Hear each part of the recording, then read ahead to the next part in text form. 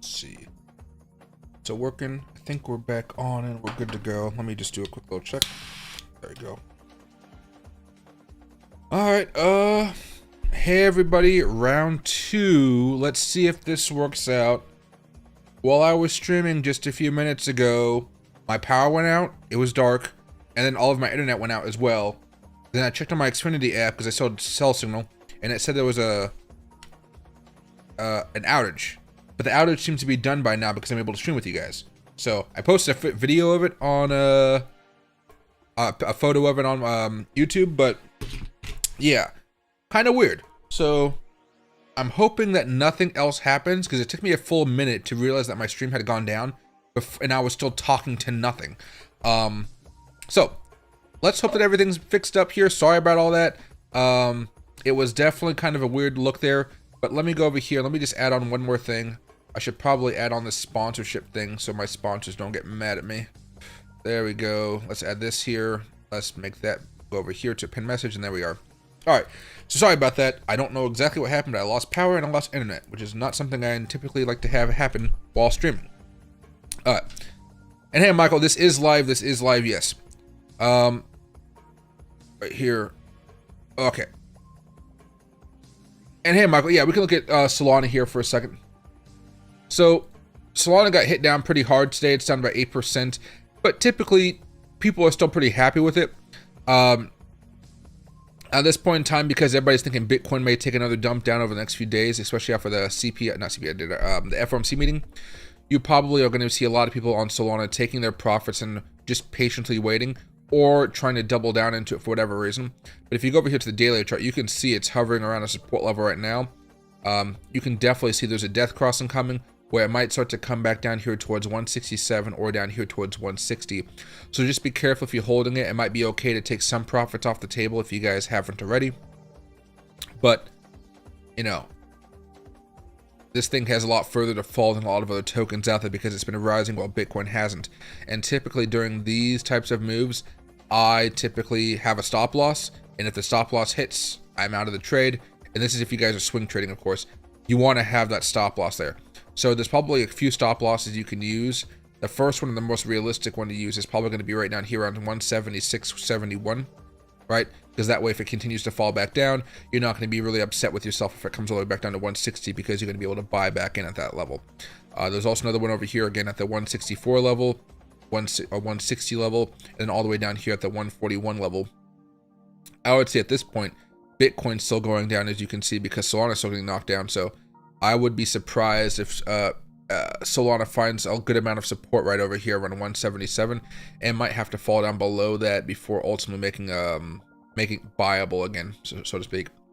But right now, it's turned over into bearish territory on the 4-hour chart. The daily chart's still mixed, I would say. Hasn't turned into bearish territory yet, so there's still a hope if you want to hold. But again, you know, Bitcoin's not doing so hot at this moment in time, so it's really just having a larger impact on Solana.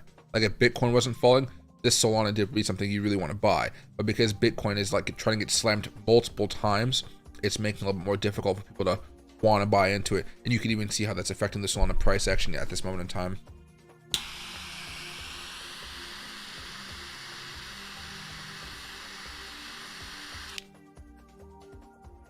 Okay. Solar flare. Can Bitcoin is going down? Bitcoin is going down. It should go down probably a little bit more here today. There's a few reasons for it. Personally, I've just been talking about this as far as oscillators and bearish moves and stuff like that. But you could say it's because of some of the moves happening with the FOMC meeting coming out on Wednesday, the Fed meeting. It started today. It will end tomorrow. The meeting technically hasn't started yet because it's early morning my time. Maybe Jerome Powell's woken up by now, but I doubt it. And hey, Larry, I shorted MicroStrategy yesterday at 1650. Now it's at 1365. Oh yeah, just wait until the is pre-market opened up yet? I mean, I bet it's going to be coming down a lot more today, even over the next few weeks here. Make sure to lock in those profits as you see fit. But yeah, those things are going to be printing money for you right there. Imagine if you bought puts on them, right? There we go here. Trying to find out. So, well, let's wait for Bitcoin to finish off this current downward move. Once it's, because it's trying to stabilize right here. What support level is over here that I'm just not seeing? A little bit over there. There was just a lot of volatility back over here, wasn't there? Yeah. Because it looks like Bitcoin trying to make a dump back over here to $61,000, $62,000, $61,500, excuse me. Isn't that the daily chart here? We do have some support around 57,000 or 55,600, but that's a little bit too far to focus on right now. I'm basically just waiting to see if we're able to break down below this, because there's an abnormal amount of support right here, and I don't really see the reason why, besides maybe a few oscillator type of stuff. There you go. But for those people that are joining in new, maybe you guys weren't looking at the last live stream before everything, my power went out. At this point in time, I don't really feel the need to go into any swing trades here. Everything on the daily charts went bearish, or what was it, Friday? Yeah, Friday. And so I've been day trading, but swing trading is not something I'm eagerly trying to get into here. I'm going to wait for everything to settle down. I'm going to wait for a breakout after that settle down. And you guys know my oscillator technique. Basically, during that time, I'm going to be more patient. I'm not even shorting Bitcoin right now because the weekly charts are still bullish. So I'm patiently waiting to see what happens. But right now, it doesn't seem impossible for Bitcoin to hit that level we talked about last week, around $62,000, $60,000 support. And hey, man, it's quite a roller coaster. Yeah, this is a bloodbath roller coaster for sure. I've been doing dollar cost averaging with you, remember, over the last 2 weeks. Those positions are already down about $300, something like that. Now, I mean, last time I was down $900 or $1,000, so, you know, I guess history repeats itself there. But this Thursday, I'll also be just doing more dollar cost averaging with you guys, just to make sure that we're all still buying some stuff up here. Oh, let's see right here, though. Bohm came back down a little bit more as well over the last few minutes.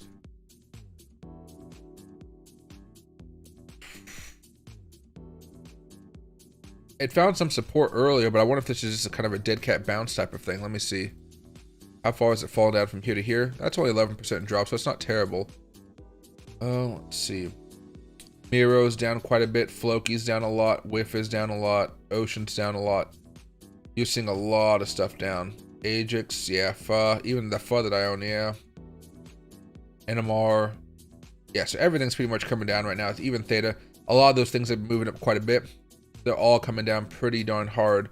Even stuff like Sandwich I've been buying into quite a bit. Mana coming down. Yeah, it's all coming down right now. Alright. Patient. Basically just being patient here. And again, Bitcoin's finding a little bit of support right here, which is surprising. We're not flushing like we normally have been over the past few hours, where we make a new low, kind of comes down quite a bit, right? Comes down quite a bit. We're not doing that here. So we might have some support levels here for those of you guys that want to try some aggressive buying. Those aggressive buys are day trades, not swing trades, though.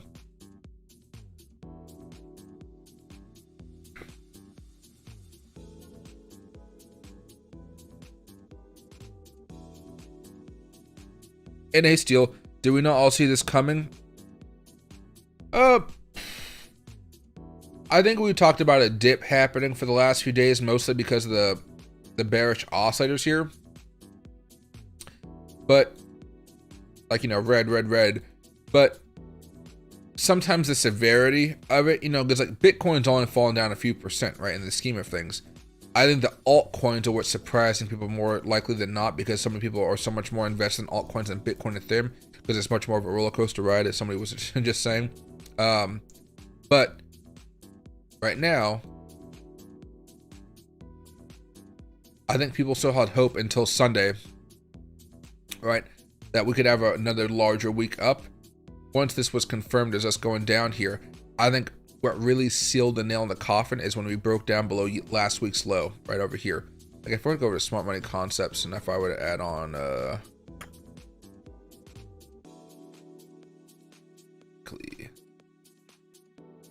does that show up on here? There it is, yeah. Let's go to 15-minute chart. So this was last week's low. We just broke down below this.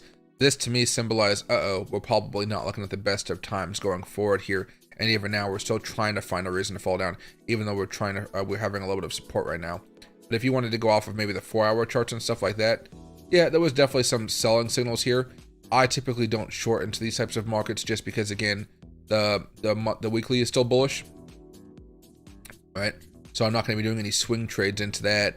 If you want to be doing day trade shorts, you can, but typically I would wait for this to turn red as well. And so far, this is still green. You know, you can do your typical buys. Because typically when you try to short into this type of stuff and it finally does turn red, it doesn't always go your way because, again, for swing trades, the weekly chart's still pretty bullish. 4-hour chart, I guess, right now, maybe even the hourly chart, it may do you more good, but you pretty much have to wait for these oscillators to turn around, right? Right now, we had a sell signal there, red, red, red, but the daily signal was, the daily signal was also red, actually, so you might have been able to get short there. I mean, not my cup of tea, though. You guys know I'm a much different trader than a lot of other people on YouTube.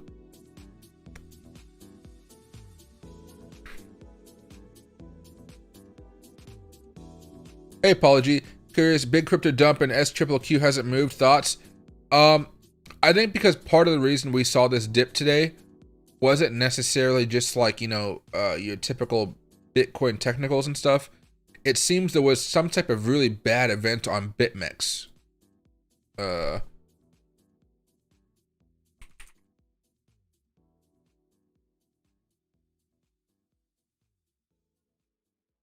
So let me see if I can find out. So yeah, whatever you do, don't look at Bitmex's XBT USDD product. A seller has slipped an eviscerated product down to 10,000 Bitcoin. Looks like well over 10 million in total losses at this point on what definitely seems like an algo going haywire. So it may be an algorithm, and maybe, I think there was somebody that said it was an individual person or something. In a surprising turn of events, Bitcoin has just slipped to 8,900 on Bitmex. This dramatic drop has the crypto community buzzing. What does it mean for the future of digital currency? Okay, that's some bunch of whatever. But you get the main storyline there. Can I find anything else? Yeah, that Bitcoin wick on Bitmex is absolutely insane. It fell all the way down to like whatever that number was, 8,600, 8,700 and whatever. So time to fill the Bitmex wick, you know. So definitely some craziness going on. And here's Ash Crypto. Bitcoin just hit 8,900 on Bitmex exchange after a user sold more than 400 Bitcoin instantly. Oh, there you go. So 400 Bitcoin instantly. Price has now returned to normal. Bitmex is investigating. I think they've actually halted some users' accounts, so they've frozen a few accounts off of this thing. But basically, yeah, this is kind of the catalyst of why today is so much worse than I think a lot of people were anticipating, including myself. Remember, I thought the volatility would come closer to Wednesday, which it might have been later on tonight, like so tonight's candle, or tomorrow during Wednesday after the meeting. I wasn't expecting a lot of volatility today, so it seems like Bitmex, they're going to have an investigation, figure out what's going on.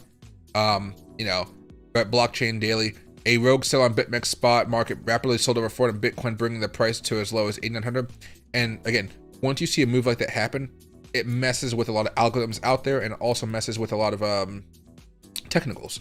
Because there, you know, once the technical, like on a minute chart or a daily chart or 5-minute chart or whatever, once it's confirmed close, everything afterwards has to be adjusted to kind of fit that. Because algorithms are going to adjust to fit all that. So yeah, definitely just kind of a bad thing. Bitcoin fell to 8,900. Capital was right. But yeah, typically not something we see happen. But you know, in the scheme of things, this is just a larger, healthier dip. So I'm going to be, I've already bought up some of this dip here, but my main goal is basically right now is just to kind of wait out this storm, let it consolidate, and once it's done consolidating, I'll buy the breakout when the oscillators are pointing to more favorable things here. And it looks like they weren't able to hold. So right now we're going all the way back down to probably towards $62,000 or about that level. And hey, Mint, oh yeah, Mint was talking right there, yeah. Some noob sold 400 Bitcoin today, and that's what happened, yeah.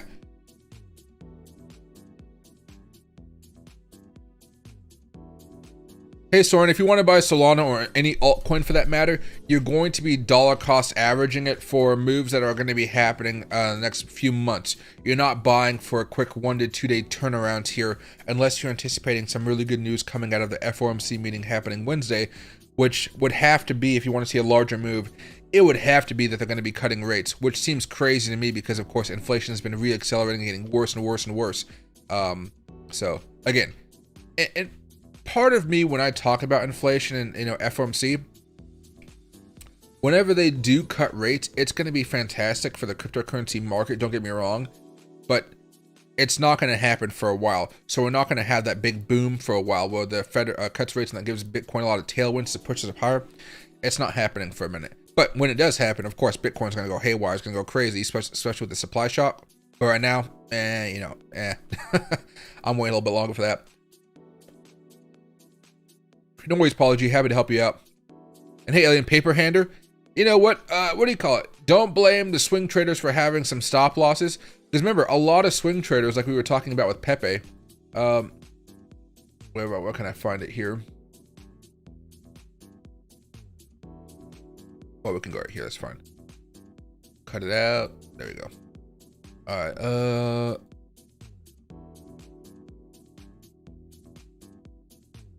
A lot of people with Pepe, they probably bought this breakout over here if they were watching meme tokens at the time. They bought it way down here. It hit some levels of resistance and whatnot in Fibonacci's. And then once it started to turn around, they're probably looking to take some profits. And that's a lot. That's what you're seeing a lot of right now. Remember I made that video a few weeks ago when I was talking about people getting, they're buying during FOMO, or people falling for the FOMO trap, whatever I labeled it as. It's for moments like this, because typically in any bull market that Bitcoin has, we have huge moves like this all the time. It's part of the normal bull market. I think what's been happening though this cycle is we're not seeing necessarily like rapid moves down for like just technical reasons. We're seeing moves happen and crashes occur because of things that we're just like, we normally don't think about too much, like Coinbase messing up a whole bunch this year so far, and then of course some guy selling 400 Bitcoin in a matter of minutes and just crashing an exchange. These aren't typically things we see too much, and I guess it's just we're having to adapt to this new 2024 crypto environment. But yeah, I don't blame people for taking their profits if they were able to buy further along. Even over here, if you got this breakout, what was this breakout on Pepe? It went up as far as 37%. If you did, I don't know what, simple Fibonacci, if you're aiming for the number 1 level, what did that end up getting you?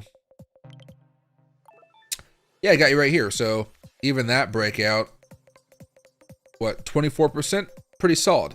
They might have scaled out a little bit here, or scaled across on the way basically, and they were looking for other opportunities. But when they're, if they had a stop loss, what, here, they probably moved it back over here, or they could have kept it over here. Either way, they're just locking in their profits from either day trades like that, or they're losing, making sure they don't lose much more money, or they're just scaling out of some of those larger plays way down here. So I don't technically get mad at people for selling, but if you're selling long-term investments, that's where it might come back to bite you in the butt, But again, let's go back over here. Everybody has their own way, I've already given up on telling people about dollar cost averaging and, when to buy and stuff like that. I just give you guys my opinion and they can do whatever they want to. Because remember, I'm not the only influencer out there. There's plenty of us out there. And, I love the smell of these Cubans, but these things from a structural perspective are just not hitting it for me lately.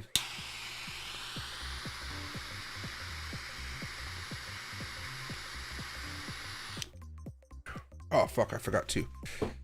I fell asleep early tonight because I was just exhausted. I was supposed to run a couple errands today, and I was supposed to buy some glasses. I broke my last pair of glasses. So for the next few days or weeks, you're only going to see me in contact lenses, which is going to be brutal. Because I hate wearing contact lenses all the time.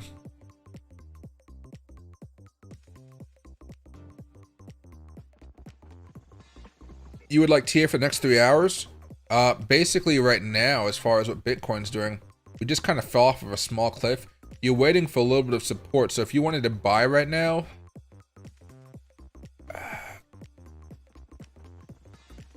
you'd probably want to wait for the 1 hour charts to show you some improvement here. So as we look at like everything on the oscillators, everything's still bearish at this point in time. I would say try to look at the 15, but if you look at the 15, it's been bouncing all over the place, over here. And of course the RSI has also been bouncing all over the place. So it doesn't seem like it's worth even using the 15-minute chart right now until things calm down. I typically don't trade too much during these volatile moments, unless you're trying to catch some type of falling knife, which you can try. But typically, if you look at this 15-minute chart and you're looking to do like a couple-hour trade, these moves have only been lasting for maybe about 45 minutes. You know, what, 15 minutes, 45, maybe an hour, maybe. So they haven't really been lasting long enough to justify a trade. If you could wait for this to bounce back above the 20 moving average on the 15-minute chart, that's usually an opportunity where people go long a lot, including myself. So if this does bounce off from here, I know you're not going to catch the bottom, but let's just say it does come up here and it bounces like that and it breaks above that 20, I may open a position right here and I may have a stop loss somewhere down here, and then I'll wait to see what happens if it goes up over here towards $66,000 or so. That's the type of day trade I'd be doing at this moment in time. But I would have to wait for that 20 to come across, because we've come close to it a few times here today or tonight, and each time we've gotten rejected off of it. We've been going down further and further and further along, so I might be waiting for that one. Now, because Bitcoin's trying to hold right here, you can try to buy in early if you will, but if you do buy in right now with Bitcoin, you're going to have a stop loss of 63,129. That's going to be the level you're looking at, which is just the low end of this stick. That way, if it doesn't go your way, you can get out of it. It's a small loss. You don't have to be concerned about it at all, and you're happy, right? Because again, we still don't know if this is the bottom just yet. I know it's kind of like it's good. It's fun to guess, but back over here a little bit. The last time we had a drop over here, right, and we broke above it, it went up for a little bit, and it went right up to that level of resistance, basically, which for this one was. It didn't even hit the level of resistance fully, actually. So came close, but it wasn't able to. So this is where you got to be careful. This is why last time I actually put it down like $200 less than this. So you can do those little day trades there. But again, right now, I would probably just be waiting. And then if it doesn't work, it doesn't work. Most of the time it works. But again, I think if we go back over here, this time you could make a quick profit. That's fine. This time, of course, you made a lot more profit. You're kind of aiming for this larger move here, but it doesn't always, you know, you still got to wait for the oscillators and whatnot, because oscillators were bullish on this one and they're bullish on this one. But again, the one had a larger move than the other. This one's a little bit nicer just because we've been able to consolidate for a while. But again, broke out here, didn't do anything, right? Came up, went down, came back up. Didn't really do anything at all. Came up to a level of resistance and got smacked back down. That resistance level was not too good for us. This wasn't necessarily the type of crash we look at. Right here didn't work out too well, as of course here. So came down, came back up, and it got smashed. Let's see. I don't know. It depends on what the hourly oscillators are showing you. But right now the hourlies are still completely bearish. They're flushing down here. You can see that, right? So I'd be patient at this point. If you want to buy in, you can, but I'm basically just waiting for that move here. Well, if I get out, right? You want to wait until it can catch back up to that 20 moving average on the 15-minute chart. Let me scroll this down a little bit more here.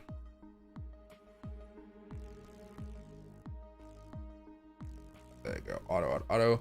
And then we're good to go.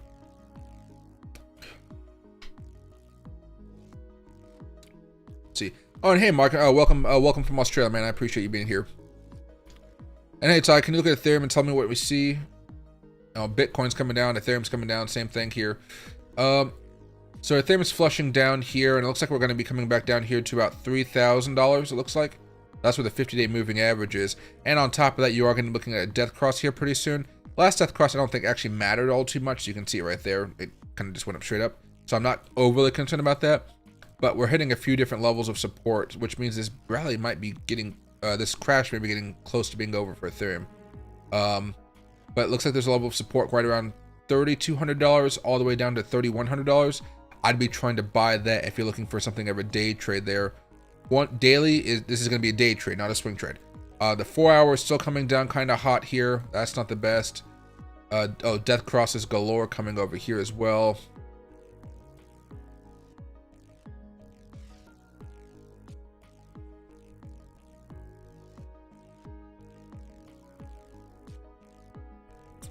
Because I'm guessing we just broke down below some Fibonacci levels, which is going to be the top one here. Yeah, right there.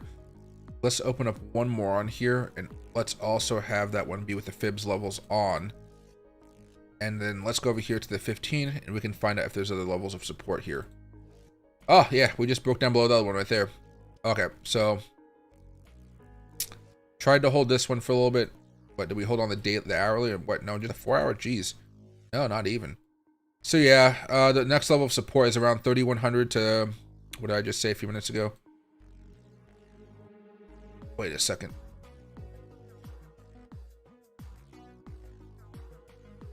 Oh, this was a Fibonacci level that we were breaking down below. Okay, yeah, so yeah. The next one is going to be around $3,100 of support. Or if you want to go over to the daily, it'll kind of mix up with that 50-day moving average as well. So the Ethereum day trade looks like it could be coming up anytime soon. And usually when Ethereum slows down, Bitcoin has a habit of doing the same thing. But even for here with Bitcoin, we can do the same thing.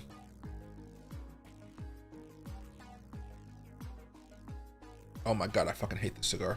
Alright, let's go back over here. Let's just go from here to here, get a little bit more precise indicators.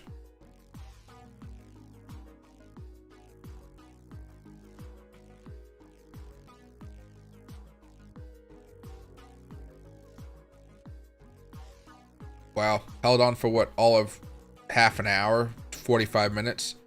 Held for all of 15 minutes. That explains why we were trying to hold this level. I was like, what the heck is going on here? Why aren't we just falling? Next level of support, if you want to go off of Fibonacci levels only for Bitcoin, is going to be either the 200 moving average and the 400 chart, which we don't typically come into contact with too much, right? It's not really useful as a support level, right? A little bit there, perhaps a little bit there, but we've had some fluctuations with it. It seems to be coming back down here towards 60,325. It might not make it all the way down there since we all this clutter right here, but you might be looking to buy during this zone here. So between the 63,000 and $60,000 level, $3,000 opening. Again, with Bitcoin, because it is a little bit different, I'm basically just waiting for it to consolidate and then I'll buy the consolidation. But we just have not been able to find a footing just yet. And I'm waiting for that footing to open itself up, if you will. Oh yeah, that's fine, okay. Something feels off about this. Maybe it's just the lines and whatnot, but that's fine. There you go here. And you still see some larger trades. Yeah, over there. There you go. You guys still do see some larger trades here on the sell side. So I'm not buying it at this point. Personal thing. I want to see consolidation. I want to see some strength, and I don't see any of that happening right now.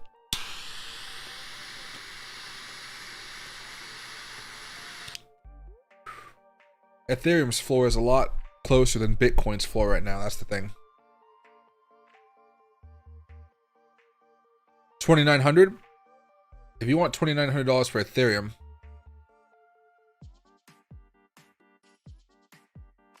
right? That's right over here. That's fine. You're just gonna have to wait for Bitcoin to finish off its move. Oh, sorry, I got a little alert on my phone. There's so many alerts going off because of all this stuff. Yeah, you could also go with that way. I'd wait until it breaks down below this. But again, the easier way is just kind of wait for the consolidation, wait for that breakout following it, and life is so much easier.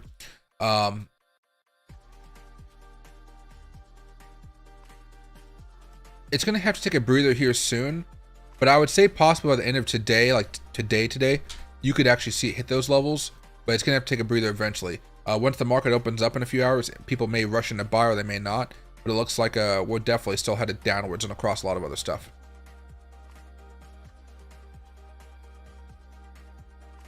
Pump that right there. Yeah, and we're still getting knocked down. We're still getting knocked down right now. It doesn't look like it, but we're still making new lows here on the minute chart. That's probably a better way to show it right there, right? Still making new lows. Not new lows that we're seeing today. New daily lows.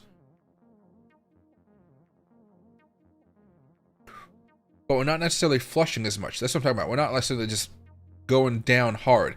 Altcoins are. Altcoins are. Bitcoin isn't necessarily doing the same thing as of yet. How's Ethereum looking? Yeah, Ethereum's just having a little bit more of a push down here. Well, part of the thing is, again, even though we're breaking down below it on maybe a 5-minute chart or 15-minute chart, we can still hold on to it on the 4-hour chart, which I think is what's happening right now. Let's go back over to the 5, and we can just kind of watch this play out here. And hey, Ty, I can definitely make a video on that one. I like Fibonacci levels. I do it quite a bit. I do need to make more tutorials here, that's for sure. How come Shiba's holding good on this dip? Shiba's down 9% today. It's not necessarily holding well. Let's see. Shiba has hit a support level, if that's what you're asking, right over here. Right? And it's just trying to figure out if it needs to break down again. If it does, it'll be a clean flush, though, so that's probably why they're not selling off just yet. If this falls, it's coming down pretty darn hard to like 1724, so be careful of that one. Yeah, it's just at a support level. There's nothing crazy about it. It might break down below it, so be careful, but yeah, it's just finding some support. Usually, a lot of different tokens out there if I find something random, right? What is this? Ethereum Classic or something like that? Let's go over here to the 4-hour chart. Right? If it finds support, it'll go sideways for a little bit, but then eventually it'll catch up to where the rest of the market is. And right now you're seeing that happen quite a bit. Oh, whoa. So there is a little bit of buying power coming back in though, right now. A little bit of buying power. All right. It's interesting to kind of watch this play out right now, but I don't care. Because the thing is, you know, we bounced once over here. We tried to do it again over here. We still haven't found that support. But again, if you guys want to do a day trade and you guys are trying, like, you guys are desperately trying to find something to trade right now, I would just wait for the Bitcoin to cross back above the 20 moving average. That's what you guys would be looking for typically. And if you guys wait for that, you could also buy altcoins based off of that information as well.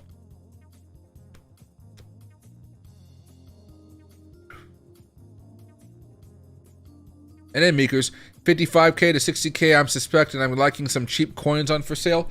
Well, this move should last for a while, unless something weird happens, again, with the FOMC meeting coming out Wednesday.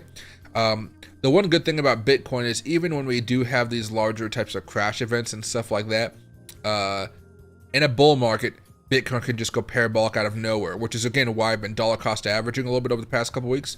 But at this point, I have enough. I got limit orders that struck today. I'm going to basically wait to see if Bitcoin comes on another larger leg, like towards like, you know, 55,000 like that. But again, that type of move, it has to come around with the FOMC meeting on Wednesday. Hold on.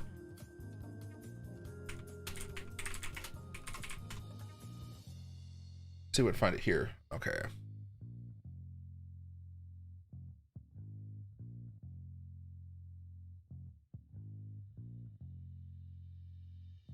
News.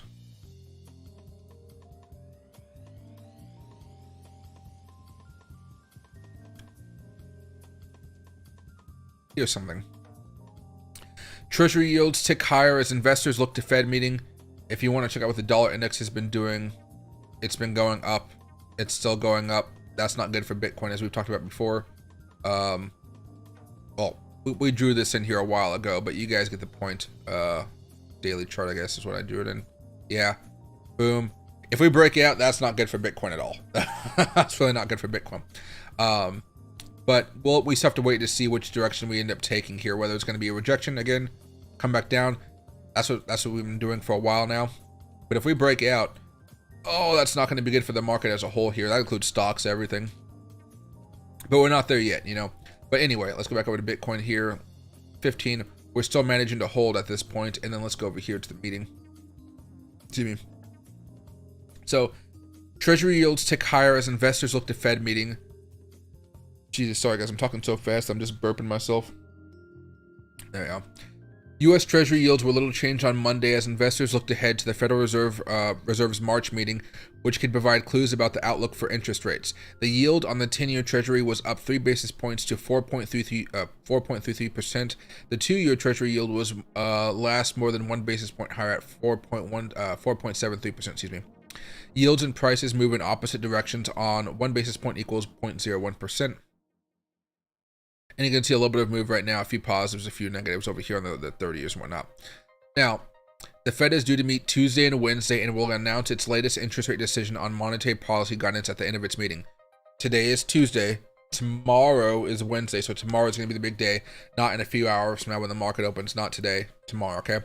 Now, however, investors are hoping that the central bank will provide clues about its expectations for monetary policy, including when rates may be cut and how many rate cuts will likely take place this year. We're not going to get that information. We're just not going to get the information, which is why I think we really have to pay attention to what inflation is going to be doing over the next few months. I was shocked, as I told you guys back in January when inflation started to reaccelerate, how nobody cared.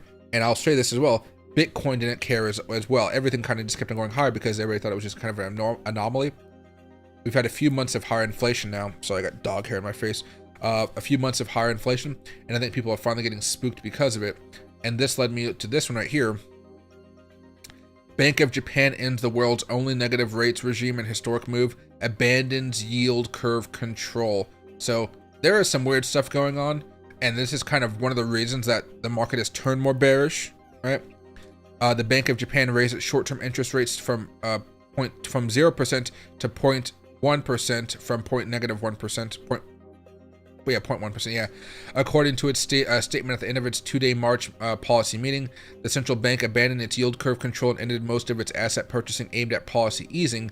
The move sparked a sell-off in the yen against major currencies, with bond yields slipping as the Nikkei stock index closed higher after volatile trading session. So again, if we went over here to USD, oh, I gotta get crypto. There it is. You can see when the announcement was made and how it kept going higher. This is one of the reasons that Bitcoin's going higher today, not just because of what we just saw happen with inflation data and the FOMC meetings over that. So yeah, definitely kind of a weird spot. I will say this again: even though Bitcoin has been getting hit over the last few days off of the stronger dollar and inflation and FOMC and some of that, the reason why Bitcoin is so much down today is because of what we saw happen on Bitmex. I want to stress that here because somebody just sold off a shit ton of Bitcoin. Was it 400 Bitcoin? And it crashed Bitmex. So Bitmex, on the price of Bitcoin on Bitmex fell to $8,900. All right. So that's basically what just happened here. That kind of freaked out some algorithms, freaked a lot of people out. And you could imagine if Bitcoin on our charts, for example, imagine you were looking at a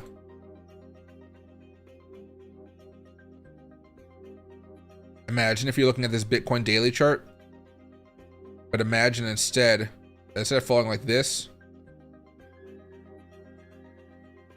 imagine Bitcoin fell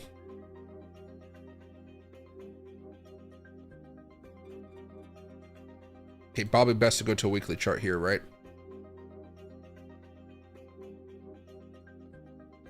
There you go. Imagine Bitcoin fell like that. What would that do to the system of algorithms and all the type of trading systems, right? That's what happened there. So this is one of the reasons that Bitcoin is more dramatically falling right now than it otherwise would have been. It probably would have been something more of a gradual, low or high situation. But because of Bitmex, because the guy decided to sell 400 Bitcoin all at once on Bitmex, I should say, that's what we had happen. So that's kind of the severity. And I hope that shows you how drastic the move was to happen. But there's some guy that was able to load up on $10,000 Bitcoin, so that was kind of interesting. But yeah, so we're in a weird pickle because of that, not just because of everything else going on. Okay. So what you're gonna notice are the coins that moved up the most over the past few weeks and months. Those are going to be the ones that typically are going to be falling a lot more right now. They're going to be a lot more of a drastic move.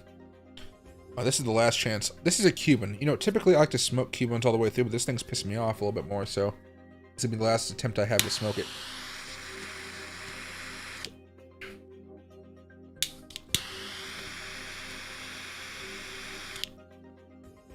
It lights really easy, it's just not staying lit very easily, or staying lit very well.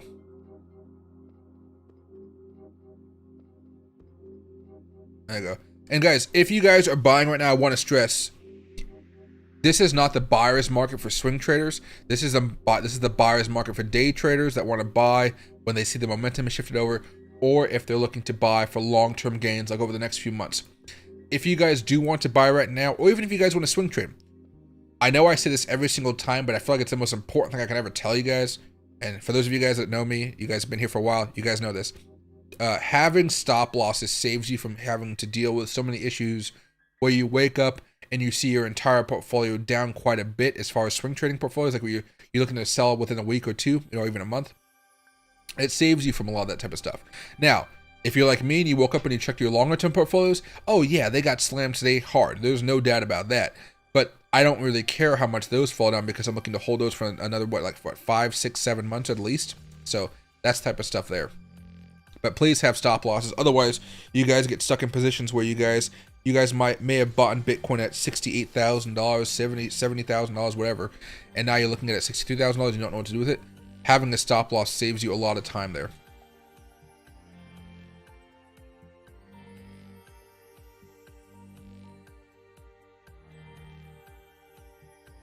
And then, Michael, I found out what was wrong. Coinbase added some kind of slider that you need to move over to make the advanced features show up again. Oh, is Coinbase having issues too?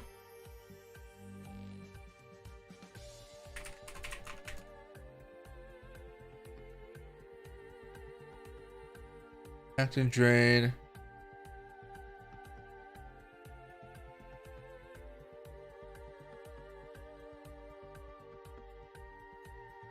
This was a big case. Maybe I'll make a video about this. The debt box.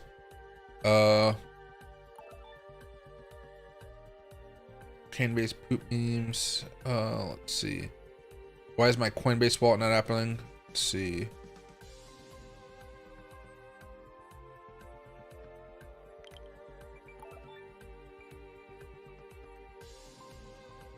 Not entirely sure.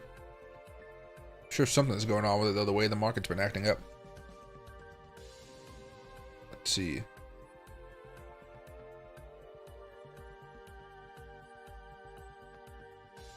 Why isn't Elon accepting Doge for X payments? Because X payments hasn't even been done yet, has it? I don't even think, is there X payments yet? No, I don't see any payments on here. No. Let me go move my head here very fast. No, there's no payments yet on X. You can't accept payments for something that doesn't exist. It's probably being built out, sure, but it's not there yet. Let's go back over here.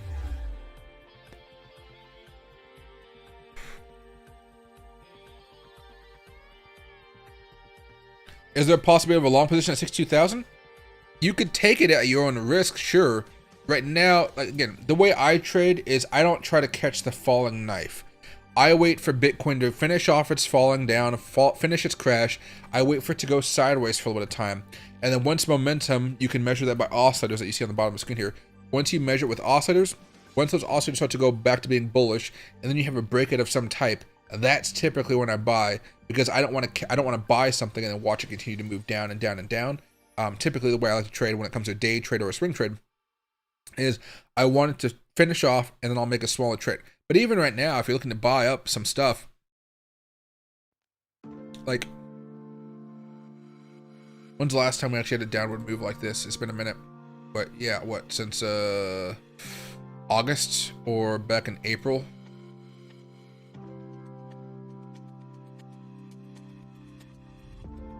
This is a weekly chart, so let's go to daily chart. You see how right now all the daily charts are all bearish? We haven't talked about this really since Friday, since I took Sunday off. Although, you know, here I am. But no, it is Monday, right? It's Tuesday. Yeah, it's Tuesday now. typically I don't go long when the dailies are bearish like this. I just don't go long at all, unless I'm doing some type of day trade, and that's something very, very specific where I'm holding for maybe like a couple hours at least, a couple hours at max, excuse me. Now, the last time we had everything being bearish was right over here. This one wasn't terrible, honestly, because the weekly charts were still kind of bullish. Right now the weekly charts are kind of getting bearish. But during these times, you know, I typically don't go long until things start to get a little bit better. So when I start getting more excited to do day trades and look for breakouts, it's after Bitcoin gets back to being bullish. So bullish, bullish, bullish. Then you go over here to maybe a 15-minute chart or an hourly chart, whatever you're looking for here. There we go.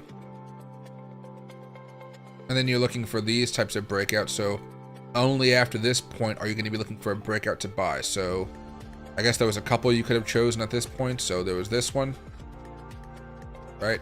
Or you might have just been from that line to that peak to that peak. And you're looking for the breakout. You buy the breakout right there, and you're kind of happy with the way the move works out. On the other hand, after here, there are smaller breakouts that occur. So you might even be looking at something like this, right? We buy that breakout, you hope for something higher. But again, if it's only consolidating for maybe a few hours, you're probably not going to be holding it for too long because of that. So you have to pull out your Fibonacci levels, which I guess at this point would have been something like that to that. And it did hit it, but you know, it obviously, it probably hit that stop loss first there. So let's go back over here very fast. But typically when you, again, after momentum is shifted back on, you're pretty happy, because if you were to buy when it's bearish on the daily, remember it was bearish over here. Let's say you bought, what's the last time I had a breakout over here? Or better yet, let's just say you bought the support level here, because that's what we're looking at right now, right? You bought the support, momentum was still very, very bearish. It still falls through pretty easily. And that's why I'm just backing up. I'm being patient right now. There's no reason to try to force a trade right now. Let's go back over to daily. Let's get rid of all this crap over here. And there we go. Which is, again, why I'm basically just waiting to see what happens with Bitcoin right now. If Bitcoin's able to get back above the 20 moving average on the 15-minute chart, I may take a day trade there, and that might be more exciting. But until that happens, I'm not entirely sure if Bitcoin's on falling. There's no reason to believe so yet, besides this one Fibonacci level. This Fibonacci level could be used as a level, so that's why people are buying right now for this Fibonacci support. Momentum is still down, so I'm not really taking that chance. But if you wanted to be more of an aggressive trader, you could be buying Bitcoin right now at 63,600 basically, and you'd have a stop loss right here, and you'd be risking 1% to make 4 or 5% over the tomorrow if we have a nice bounce, right? So here, it really died. Again, it really did. I don't want to waste a cube, and it sucks. But yeah. So if I back up a little bit here, these are all Fibonacci levels. One is with the fibs based on log scale, one is without, and we've already broken down below the first one here, over here a few days ago. This one we're trying to hold. So if you wanted to buy right now, and again, it does match up with some of the support levels over here, you can, but you might want to have something of a stop loss close by just to protect yourself in case we continue to dump back down to 60,225 levels or so. Okay, because a lot of times what happens is we have these breathers. Well, actually, there's a couple right here where we come back down. You're very, very happy, and right, this is a day trade here. You're happy for a day trade, but if you hold on too long, it eventually starts coming back down, and things start to go really, really bad for you. So if you wanted a day trade, sure, day trading is okay right now. Swing trading is where you're gonna get a little bit more cautious, right? But even right now, we're at a Fibonacci level. If you wanted to buy, like I said, it's 1% stop loss. You're good to go. It's not gonna really risk with a 10x leverage. You're risking 10x of $100, something like that, right? So, like here, let me see if I can do this for you.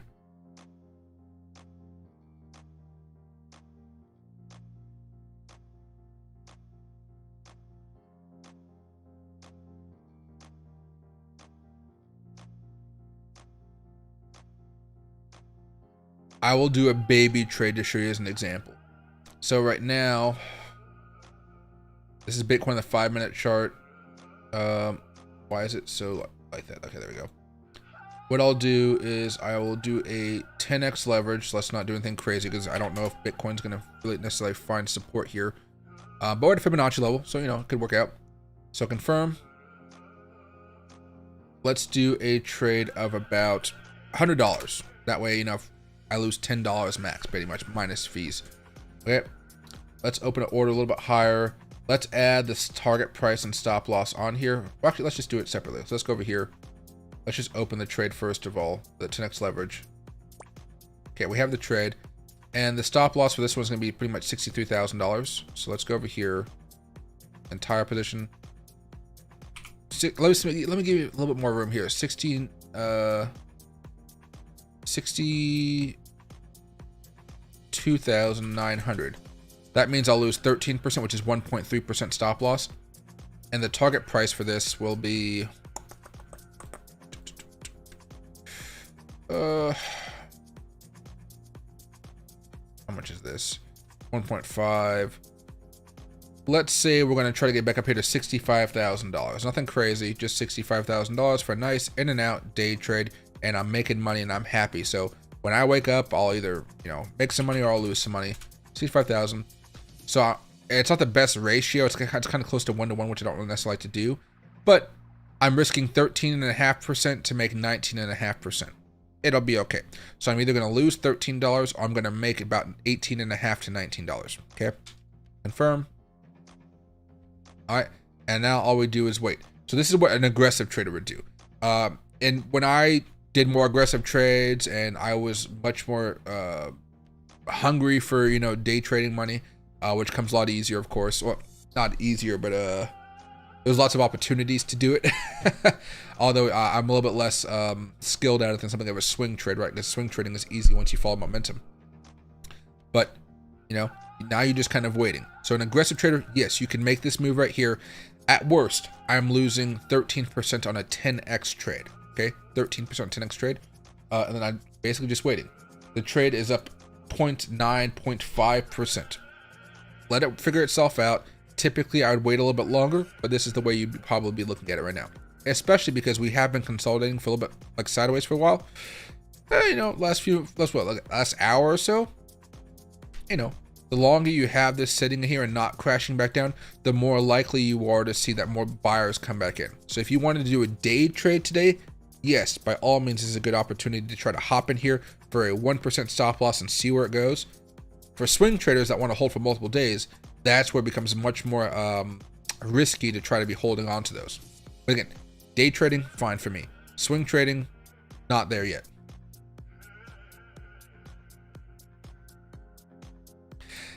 How do you set up a stop loss and trading view chart? Not every exchange has stop losses available to it, especially if you guys trade with spot. I don't think a lot of exchanges like to have stop losses on spot accounts. So you would probably have to have a certain exchange hooked up to your trading view account, and I'm not entirely sure which ones do and which ones don't. If I go over here to trading panel, there you go. You might have to have one of these opened up right here, but I'm not entirely sure which one of these actually has them and which ones doesn't. Like, I have Fairdesk, and Fairdesk allows it on futures trading.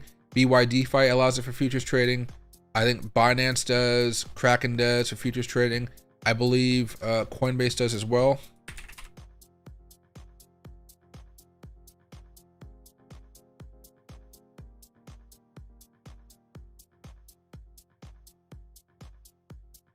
Okay, there we go.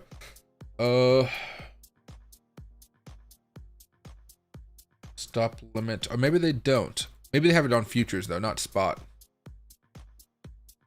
I don't trade on, what do you call? Oh, okay, whatever. They might have it on Coinbase. They might have it on Coinbase there.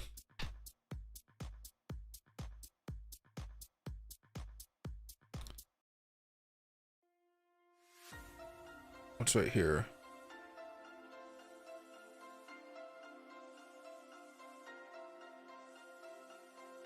Hey, Club, best day trade story?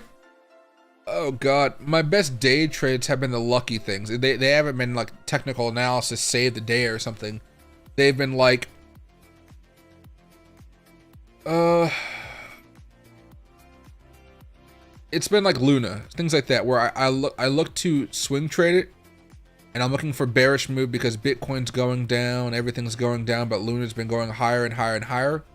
And I'm like, Luna shouldn't be going higher if Bitcoin continues to go down. So eventually Luna's gonna have to break. And so when Luna broke, well, I bought it before it broke, but once I saw it kind of looking at a trend line, like a ascending triangle, once it broke down below that, I was like, oh, let me attack that.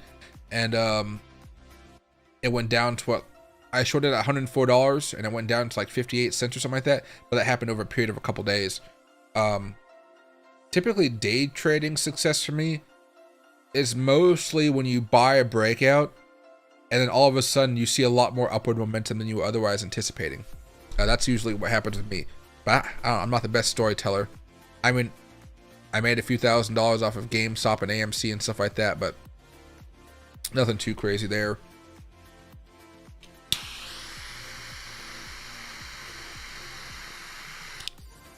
I keep on saying this is the last time I smoke it, but I can understand why people don't like these cigars. Oof.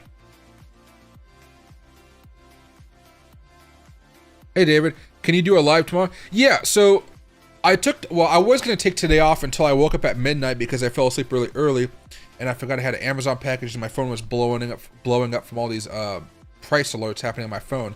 Like I literally get like tons of alerts every hour off of what's happening in the market. But the way it's supposed to go starting tomorrow is probably starting in the afternoon. Normally, you know, over the last week, I've been getting very tired of just doing the 6-hour, 7-hour long streams because it's just been exhausting. And it doesn't allow me to kind of live my life as much as I want to. Like, you know, a little bit out here, maybe a walk in the park over here because I've been streaming for so long. So, and, you know, for the most of the day, I'm just kind of sleeping and then making food, running a few errands for YouTube. You know, people think when I'm not to live stream, I'm not working on YouTube. I'm usually always working on YouTube. So what I'm going to do this week, starting tomorrow here, is instead of doing like right now, I've only been live for what, an hour because my last stream got cut off because my power went out. What I'm going to be doing starting tomorrow here is I'm going to be breaking it up into maybe 2 to 3 2-hour streams a day. Some of the streams may only be an hour and a half. That's fine as well. It really depends on when I'm done streaming. I'll be like, okay guys, have a good rest of your day. I'll see you guys a little bit later on today, that type of stuff. So they may only even be like an hour, right? So for me, you will see me doing more streams like that where I'm streaming like to be 2 to 3 times a day. You will never technically know exactly when I'm going to go live or when I'm not going to be going live, but I'm going to try to have a consistent midday stream somewhere between 6 and 8. Well, not, you know, not midday, but, you know, evening stream. So I'm going to try to have that be the constant and everything, 6 to 8 p.m. But then, you know, I'm not adverse to doing a 10 p.m. to midnight stream or even a later night stream, like a, maybe if I have go to the bar or something on a Saturday night and I'm pretty buzzed and I come back around 1 o'clock, 2 o'clock, I may hop on for a 30-minute stream to an hour stream but not drunk, but buzzed, you know, and just talk with you guys about the market. That way the midnight people and so forth have an idea of what I'm talking about, and then we can go from there. I don't like streaming in the morning hours all too much, to be honest. I don't mean like now, like around 3 o'clock in the morning, although we're getting pretty close to early morning for me, where the sunrise is going to be happening in a few hours. But around like 8 a.m. my time to 10 a.m. my time, I typically don't like to stream all too much because nobody watches my streams at those times. I can get, like, you know, over the past few weeks, I've noticed I can get 1,000, 2,000 people watching me in the evening, maybe 100 people watching me in the early morning or in that time frame in the morning. So I've given up on that. But I will, like, you know, noon and past that, you know, so 3 o'clock Eastern time past that, you'll see me going live for about an hour to 2 hours, even 3 hours sometimes. And that'll be kind of the way I go about it. Right now, though, Bitcoin's still getting hit pretty hard. I don't know if I'm going to lose this stop loss, if the stop loss is going to hit or not.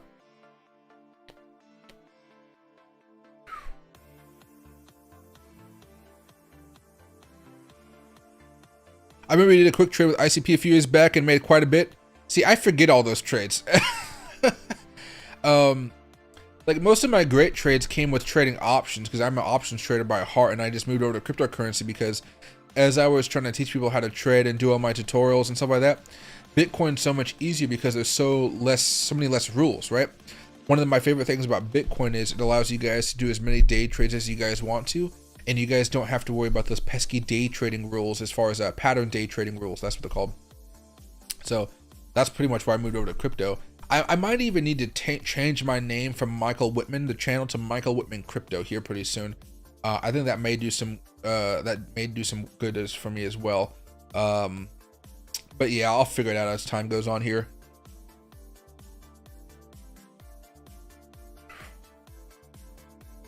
People aren't bullish enough on ICP. Colin, I made fun of ICP the entire way it was coming down, but I knew at a certain point I got to start buying it because the project, like, there's actually money flowing into it. But I will still always be angry that they opened up at a, like, what, $15 billion market cap in the market. You know, I would never buy something that the IPO'd at $15 billion market cap in the cryptocurrency industry. I'd wait for that sucker to come crashing down, and boom, I'd buy it. And so I have like an average of ICP right now, kind of around like $8 or so. So I'm happy with it. I'm very happy with my holdings. But I definitely waited for that sucker to come down quite a bit before I got really excited about loading into it. And even now with this dip, ICP is at what? $11, right? So I'm still up. Maybe not as much as I want to be, because, you know, I didn't buy up as much ICP as I probably should have. Because ICP went all the way down here to what? $2, and my average is 8, you know, because I started dollar cost averaging back over here, you know, and it's fun 5, 7, something like that. So, you know, I probably could have got a better deal on it, but sometimes you just don't get the best. But again, $8, I'll be happy with it. I'll be happy with it in the long run here. How's the 15 looking? We're desperately trying to hold right now. Let's see right here, 63,558. Is anything coming down quite a bit more than everything else? It seems like everything is pretty much down at this point. Even BOEM is only at 1.1%, so it's come down a little bit more, but Spell Token's down quite a bit, but Spell Token's a very small market cap, so that's to be expected. Ethereum Classic, Bonk, Ape, Solana. Yeah, everything's down kind of around 10% so far. Solana has the furthest to fall because it's been, you know, going up so high. So you might see Solana by the next few days go back down to 150s or something like that, but that's not terrible. Because again, Solana has been moving so well over the past few weeks. I just hate it because until we see this cool off a little bit, I really have no intent to really be buying besides the fun little day trade I did with you guys earlier. But again, I'll lose $13 if that happens. I'll survive $13. I didn't do my normal $1,000, you know, 10x long or something like that. No. I'm not doing that for a hot minute here. And then Michael, yeah, I appreciate that. Yeah, it's definitely been going up quite a bit. It's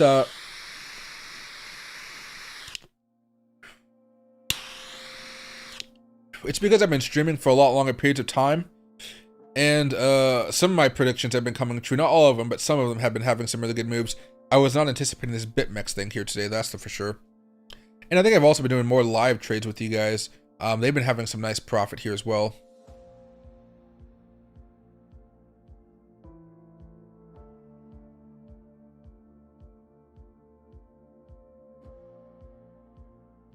And hey, Paul. Definitely change your YouTube name. I've been watching you for years and you're one of the best out there. I hope your YouTube channel can boom like as much as your portfolio. Trust me, I wish too. That's one of the reasons I don't have ads on my YouTube streams anymore. I was like, I don't even need them. But I wonder, maybe I'll do it tomorrow. I'll just change my name and you guys will just see Michael Whitman Crypto afterwards. I should probably fully embrace the crypto side of me that's been talking about this for so long. Plus with all the tutorials and stuff like that, it might help out too.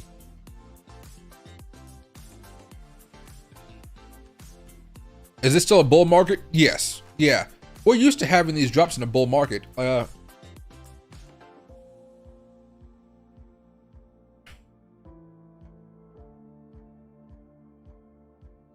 Where is my chart? There we go.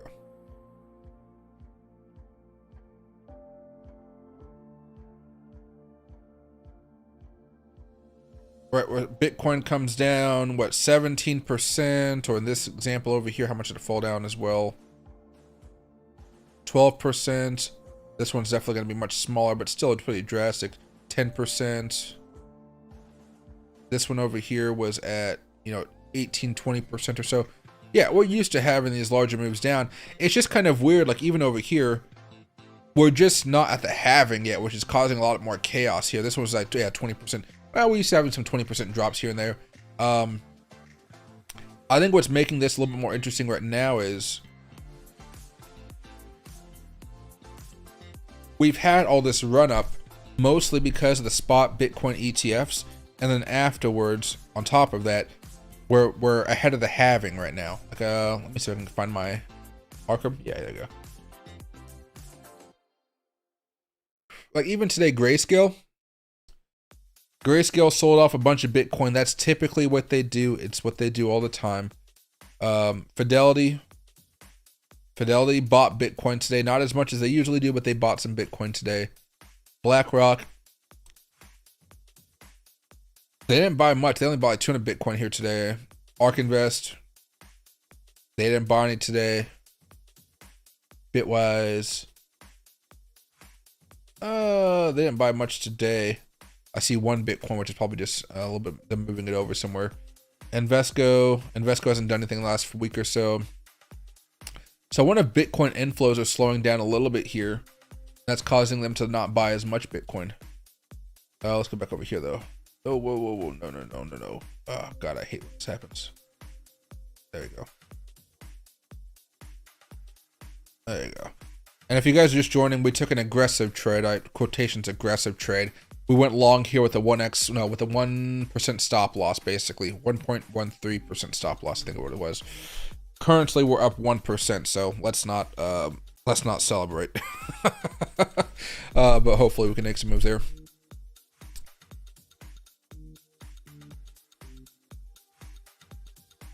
Where would you try long on Ethereum to hold for a while? And does Bitcoin have to get on top of the 200 MA to go up? Which 200 MA, Ty? And for Ethereum, and primarily, I would just be dollar cost averaging this, right? Like again, Ethereum is also right now battling a Fibonacci level here. Both Bitcoin and Ethereum failed their first test here. They're on the second one right here, and they're trying to hold. We'll see if they manage to hold over the next few days, because again, we could probably have a bump up later on today and tomorrow, but then the overall trend hasn't changed just yet, because the overall market's still going to be bearish as far as the oscillators are concerned. So if you're looking to buy into Ethereum for a while, I might make that first pitch right here between 3,200 and 3,250 and 3,100. Somewhere in that range is going to be where I take that first initial buy-in. After that, I'd be looking for another buy-in closer to over here, and that'd be between 2,800 and 31. Initial buy-in right here, more heavily flowing over there, right? Now, always the issue with kind of going low like this, maybe a couple days from now, maybe we might hit it, is that Bitcoin in the bull market can just go boom right back up and just start taking Ethereum and all the altcoins with it. But I think that you should have enough time, regardless of what happens, to let it consolidate, wait for that larger move, and you should be okay. You're basically just waiting for Bitcoin and the rest of the market, these oscillators, to get themselves in order. So this is the thing right now. You probably still have, what, like a week before something meaningful happens to Ethereum, unless Bitcoin does something parabolic out of nowhere. But that's not something you could time, of course. But yeah, you still have plenty of time to go in here. So I'd probably be saying anywhere around like $3,000 to $2,900. That's going to be a good enough level for you to buy in there and try to buy some up. It might even go lower if something really, really bad happens, of course. But, you know, I wouldn't expect that to happen unless, you know, again, there's some type of surprise tomorrow with Jerome Powell, or there's another big crisis happening with the Japanese yen or something like that, you know, with their big news causing the dollar index to spike up like it did today, right? I mean, it's still going up at this point. Jesus, is this still the yen or what?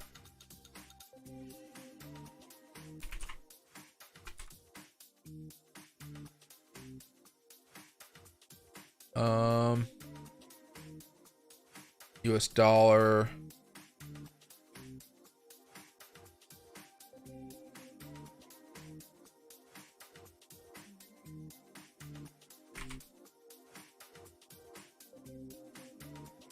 Japanese yen futures.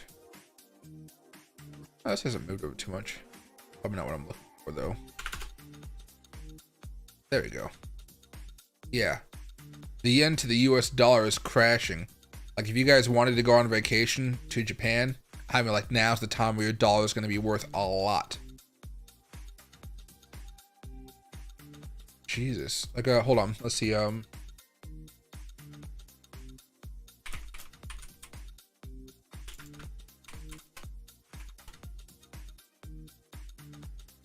Yeah, right now, $1. What is this? $1 equals 150 yen. What is it? What is it actually right now?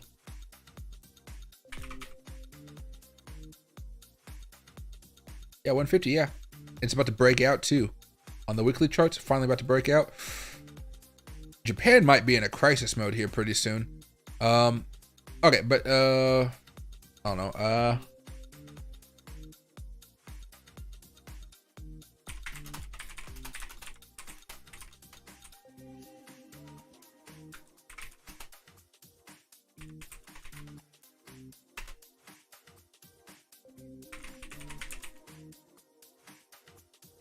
I just want to show you guys this very fast.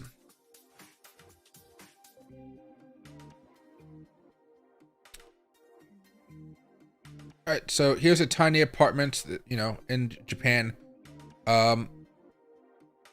33 square meters, so probably about 330 square feet, basically. But the cost of it is 69,000 yen, okay? You pull this over here.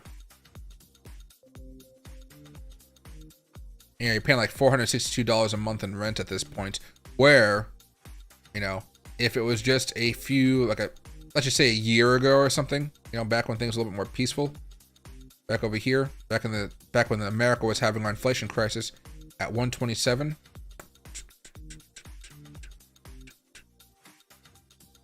Oh, how much was that for the yen though? Oh, it's not letting me do it the way I wanted to. You're basically paying a 20% premium, basically, or the Japanese are on everything at this point compared to a few years ago. But the Japanese, I don't know. Ever since 2021, they have lost control of their currency. You know, 2008 financial crisis, that's more of an American thing. Right now, I guess no, everybody's having a currency crisis, aren't we?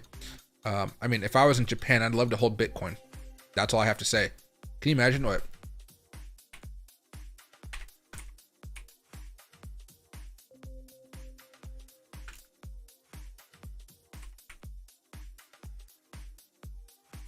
Bitcoin to the Japanese yen, right? they're a lot higher here, even though today you can see it's still getting hit hard by some of these moves. Oh, look how glitchy that looks. Oh god, I hate it when that tilts up to charts. Oh, there Bitcoin goes, moving up a little bit here. Finally had that push after going sideways for a little bit of time. Our position is currently up 6%. That's kind of nice to see. And again, it looks like we have an opportunity here to break back above the 20. So yeah, we're going to see a lot of day traders hopping in at this point in time. And then from there, they're going to have their own little price targets. Right now, mine is what, 65,000 up here. We'll see what happens. But of course, you know, more of an aggressive trade rather than a, you know, a more subtle swing trade, if you will. You know what? I gave up on the cigar.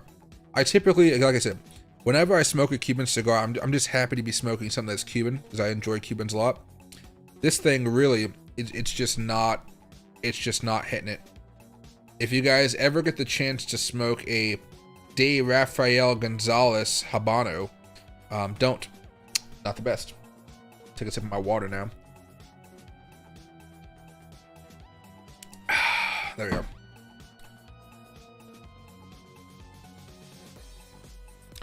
Do I think this is a fake breakout?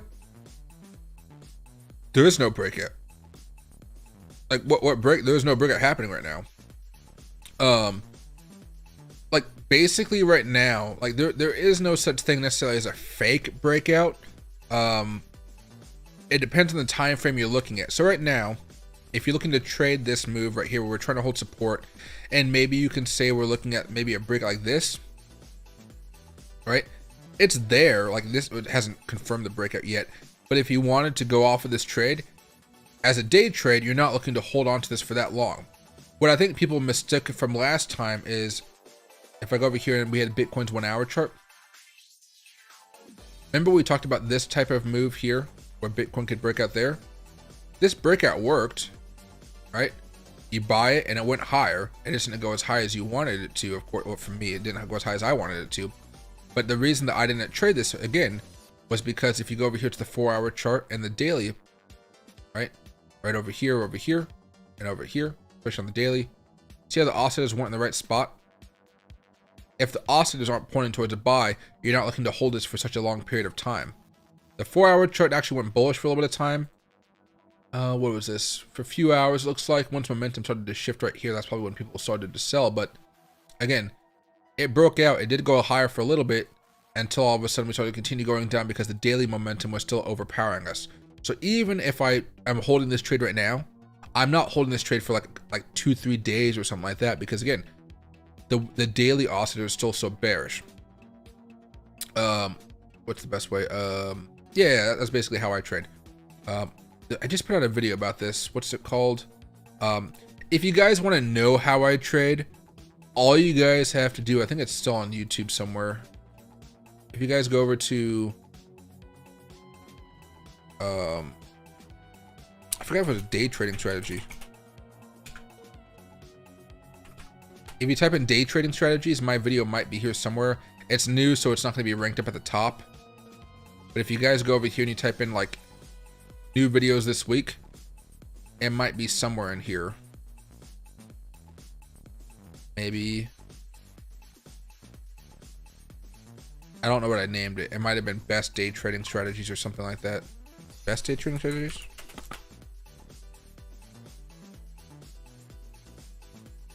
This week. No, maybe not. Maybe it's not even a ranking.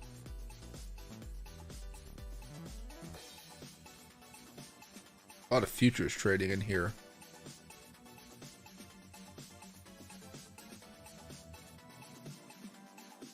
Okay, I'll just show you guys here. If you guys go over to my main page here, my YouTube channel, it should be somewhere in here. My videos. There you go. Best day trading strategy for beginners, how to trade Forex, stocks, and crypto. Right? It's like 40 minutes long, but it breaks down everything I have on my charts and how I like to trade. And it shows you guys why I don't trade too often. But when I do trade, I'm pretty happy with the results of it. That's the way I think full-time traders should be. You guys shouldn't be looking to trade every single day unless you guys want to do day trading or something. Most of the time I just say, hey, trade when the market allows you to have a really good amount of really good trade, make you money, then wait for the next opportunity. And as your portfolio grows, you know, like if you trade every day, and you're looking for something to trade, your success rate for a trade may be something around 60 to 70%.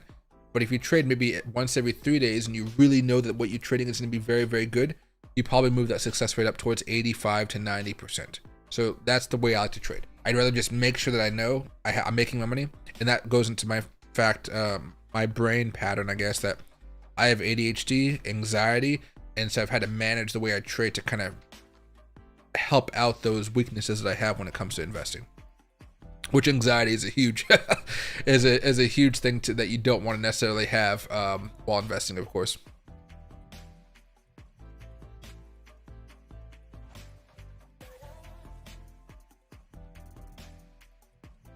And hey, Bill, there's a few reasons Bitcoin's coming down here so far today. First of all, for those technical reasons that Bitcoin's been weak since Friday. We talked about the bearish moves incoming, and especially when we talked about the oscillators, like we just talked about a few minutes ago. On top of that, today on Bitmex, somebody sold off 400 Bitcoin all at once, and it crashed the Bitmex. I would say their exchange. So basically, Bitcoin went down to $8,900 on Bitmex, down 88%. Okay.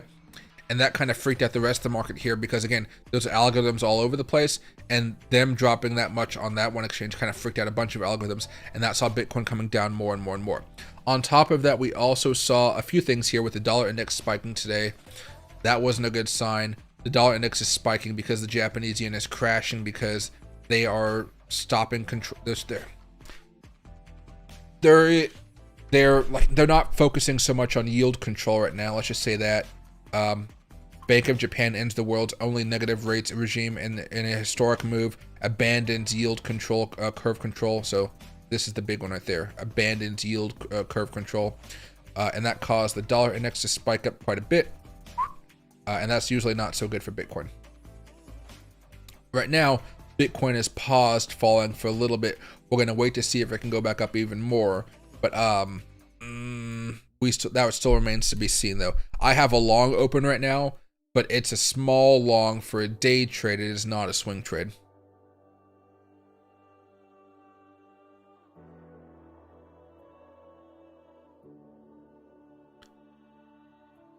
Do I think the weekly Bitcoin chart could indicate lower prices?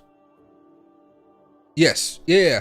I'm not bullish on Bitcoin just yet. I'm not bullish enough to go buying and doing swing trades where I want to buy, and I know over the next week Bitcoin's going to be higher. I'm not there yet. Right now, Bitcoin could definitely go back down towards $60,000 and less than that.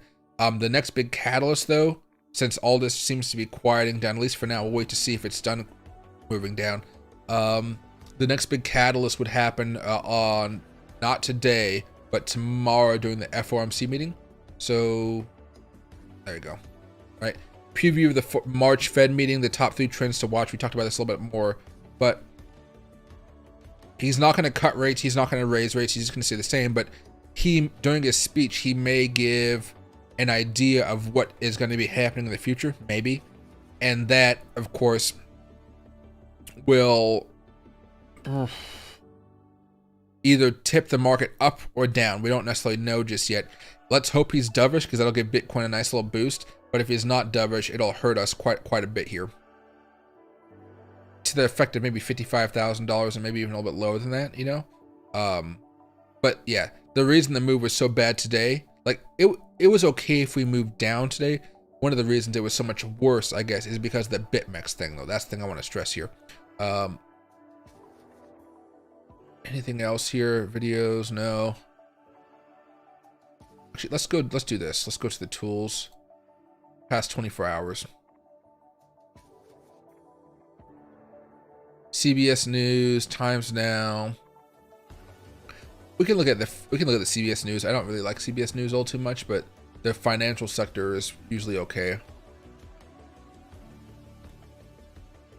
Oh, it wants me to take off my, okay, once. Oh, I'll fix it next time. Yeah, I'll fix it next time, sure. Americans are bearing the financial burden of higher costs on everyday type of loan, mortgage credits, yes. There you go.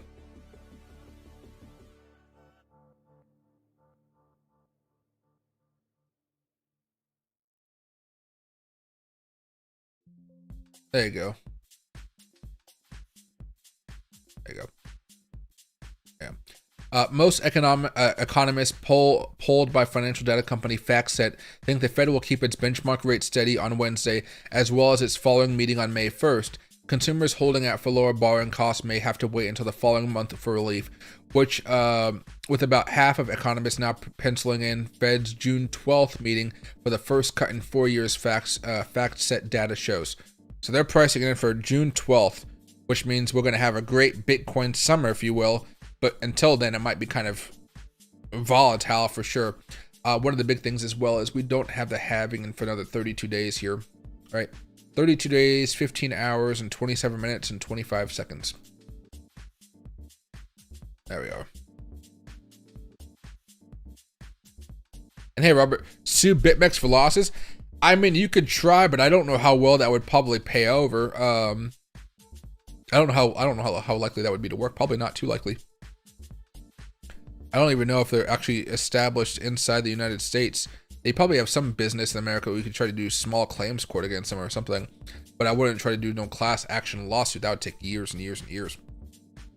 But yeah, those are always these types of big events. But yeah, I have no idea. People would actually win that type of thing. And hey, Harris, good morning. Can we see whether ETFs sold their Bitcoin? Yeah, we looked at that a few minutes ago. So Grayscale, as always, sold off a lot of Bitcoin. Just because I don't want to have all this stuff blocking the screen, let's just make this happen. There we go. Can I drag this over? I wish I was able to drag stuff over here.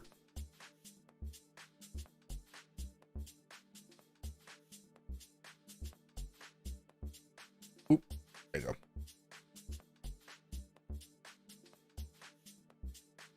So this is all the Bitcoin being sold off of Grayscale today, right?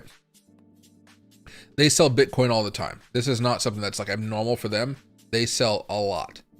Okay. And that's because their fees are so high that nobody wants to use their product. So now they have too much Bitcoin, and unfortunately they're forced to sell it.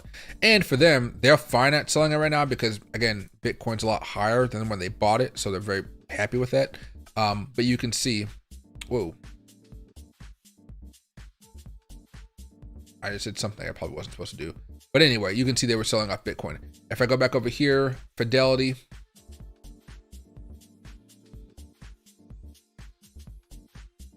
This is 21 hours ago. Looks like they're moving a little bit around,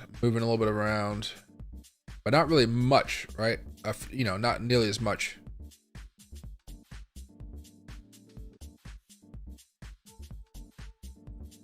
BlackRock not doing so much as well today. A little bit, 200 Bitcoin, not a lot at all, An ARK Invest right here, same type of thing. Did nothing today, nothing. So not much is being traded. Grayscale, again, they're having their issues because their fees are so large, but eventually they're going to balance out. When they balance out, it'll help out the entire market, but nobody wants to pay their expensive fees.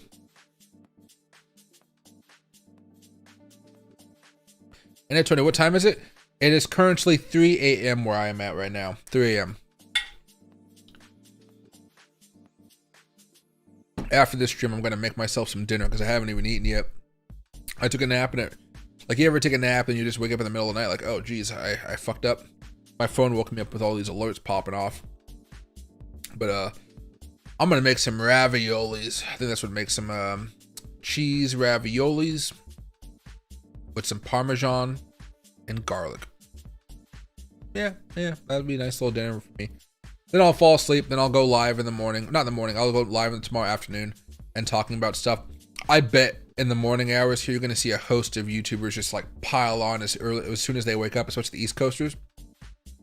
And they'll break down everything for you guys as well. So you guys don't have to rely, solely on me.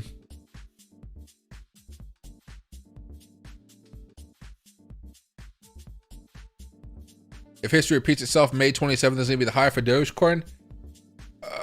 I mean, for me, I probably would say it might happen somewhere closer to September and August. Because once the Fed starts to lower rates, that's when Bitcoin really starts to go parabolic.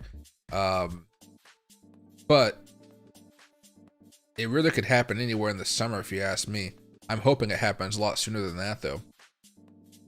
Filecoin, like a lot of other stuff, doesn't really have the best technicals of today.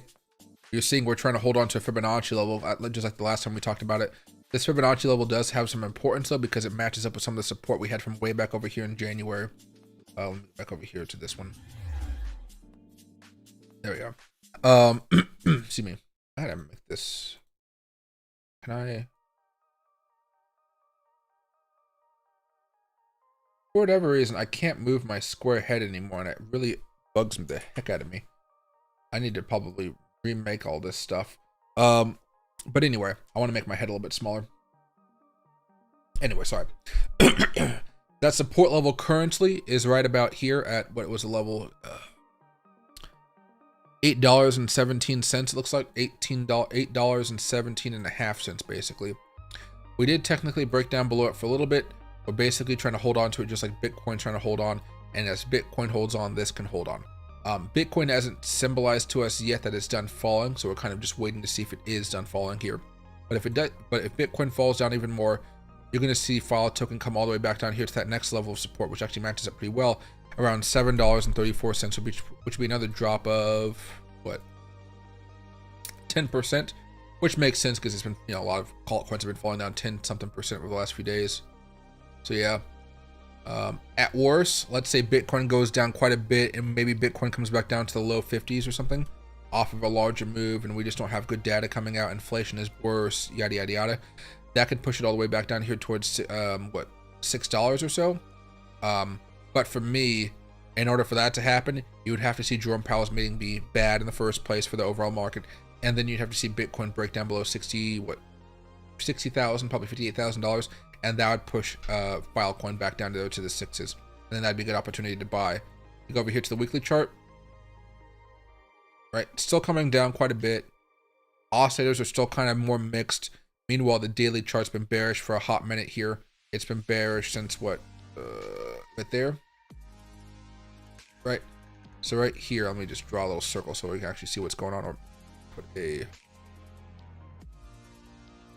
Yeah, it's been bearish since right here. So at this point, if you want to buy in and be sure that Bitcoin's going to be going up, Follow token's going to be going back up, you just want to wait for these oscillators to pick themselves back up, cool off a little bit, and you'll see a little bit of a stronger move. Because again, because of this, the way this broke down here, you have a little bit of a trend line. Give it some time to break out. It may break out sometime by early April, but it might take a couple weeks, you know. So just be patient with this one here. Long term, it'll have the heck. There you go. It'll break out and go higher. We just don't know if it's going to go down as far as this low or this low, etc. We're waiting for Bitcoin to give us that firm commitment right now. And even right now, what, Bitcoin's probably still going sideways, isn't it? Yeah. So optimistic for right here, then all of a sudden, boom, you know, now we're going sideways again and getting smashed back down. And we have a little bit of resistance up here towards 64,700 level.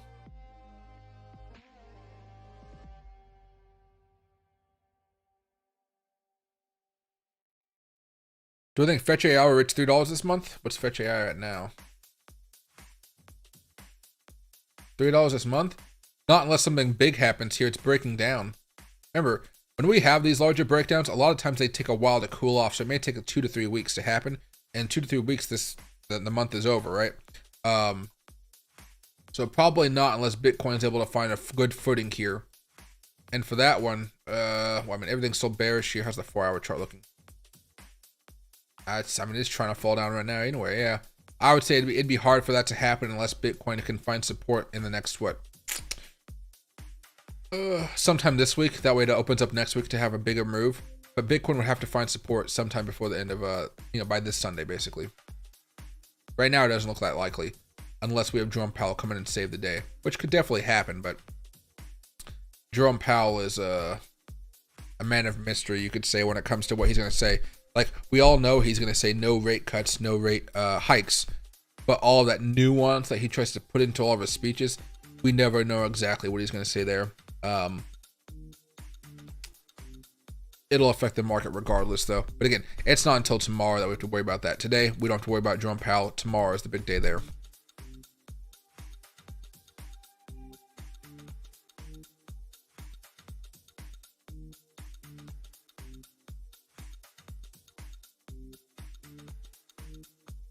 And what's it here? What are the various outcomes of the things he says during the rate speech? Like, what narrative would push the market up? He would have to say something like, rate cuts are coming soon. Like, he would have to be something very direct about saying that. He would say, the way it's generally going to come out is, oh, how do I actually pretend to be Jerome Powell? As always, the Fed remains data dependent. We have seen an alarming rise in inflation over the past few. He wouldn't even use the word alarming. He would say we have seen a slight rise in inflation over the past few months, and we see that, we notice that. But overall, we believe the our long-term goal of 2% is coming soon. Because that we remain data dependent, and we should be looking to cut rates eventually later on this year. He won't even say cutting rates like that. But yeah, he said it'll be appropriate to cut rates sometime in 2024. He won't give us the exact date, but he'll have to be somewhat more dovish. And Bitcoin trying to get pushed down right now again. My gosh. But that's kind of how he would have to phrase it. It would have to be very dovish and give hope. It basically, I said, give hope that we're going to have rate cuts fairly soon. It's going to be more iffy. Here. The last few have pretty much been the same as this, what you could expect this time. And like more often than not, he's probably not going to say anything crazy bullish, but we'll have to see. Because again, there is questions that he'll be answering from the press corps and stuff like that. Maybe he'll let something slip, but again, it's just much more difficult to try to figure out what he's going to say. Hey, Quan, the halving's in 32 days. And damn, they're really trying to push Bitcoin down again here. Let's see.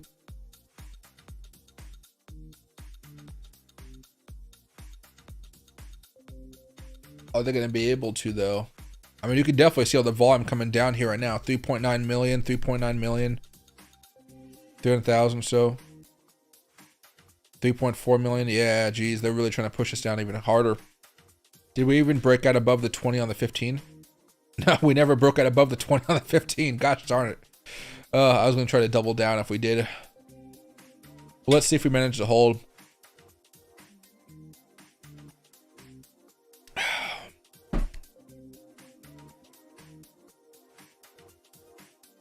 And let's see right here. Everything is still down quite a bit today. There's a few things that are down a lot more than others, but everything seems to be around that 10 to 15% loss range for the last 24 hours. All right, let's see if they're going to be able to push us down to another leg here.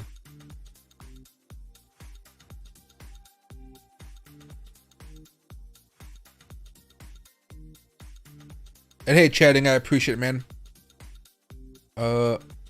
We are back in reality since people are so confident Bitcoin hitting $100,000 in the before the halving. Oh yeah. Well, I mean, right now, you know, again, although Bitcoin is bearish right now, the rally itself isn't over. We hit these types of moves all the time in the bull market back in 2020 and 2021. They're pretty normal types of things. I think what happens is every cycle you see people that are new to the market and they just weren't here during the last cycle, and they just kind of get spooked when Bitcoin falls down this much. Like, I've been dollar cost averaging these drops. I've been buying some of these drops up, and basically I'm not going to be selling any of these things for the next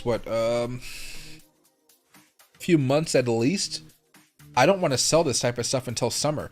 Remember, we just started opening up that last dollar cost averaging portfolio where we buy every Thursday. We'll add up more this Thursday. It's currently down like $300 or something like that. I'm still adding more this Thursday, even if it's down, because the last time we did it back in December, you know, it was down about $1,000, you know, down $1,000. Then we sold it for $8,000 profit just a few weeks later. And that's what I want to see. Same type of thing, except for now, you know, you just want to buy up some of these dips here. But, you know, people typically want to do the day trading, right?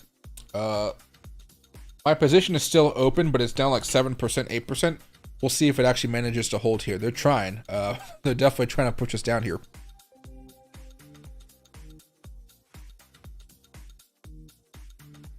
And hey, Ryan, typically what I've been doing with Dogecoin is every now and again I'll buy a little bit more, but I've really been going more into other meme tokens that are much lower market cap, and also kind of buying into the AI tokens as well. So I haven't been buying as heavily into Dogecoin, especially if you own it for a while. I've just been like, I own enough. I'll buy a little bit here and there, but honestly, I've just been loading up into a lot more assets like the, you know, the Miro token or the Milady token and stuff like that. If you have like a lot of capital, you know, I'd obviously put it more like Solanas and Ethereum, stuff like that. But you know, for the meme tokens, I definitely have a portfolio there, and I'm about to get stopped out here. Maybe my stop loss is 62,900 here, so we'll see if that trade ends up working out or not. Right now, it's definitely there's definitely a battle going on here, to say the least. There you go, and here we go. Can I move this right here?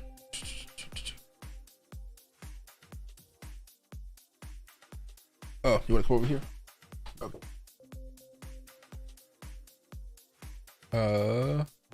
You guys can say hi to Lucky. He woke up from his nap. This is his like nighttime here. So this is a chicken jerky trip. Oh, look at that. Sit. Damn, dude, you tearing holes into my shirt. Excuse me. Good boy. All right. I felt bad waking him up to stream. I really did.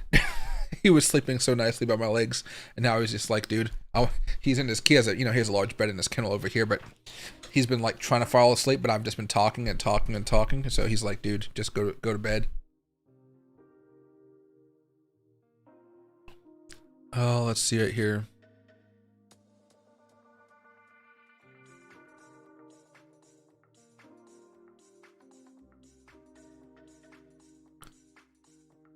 Hey, good morning, Gins. I hope you're doing well, Kay. What's right here? Wants pizza? I know, right? I only have it. Well, I have tons of jerky for him to have, but I typically don't give him too much unless he's been a good boy. He's kind of earned it. Yeah, there you go. He's been having a good day. He's kind of tired though, just like I did. We went on a hike yesterday. God damn it! I got dog hair in my face.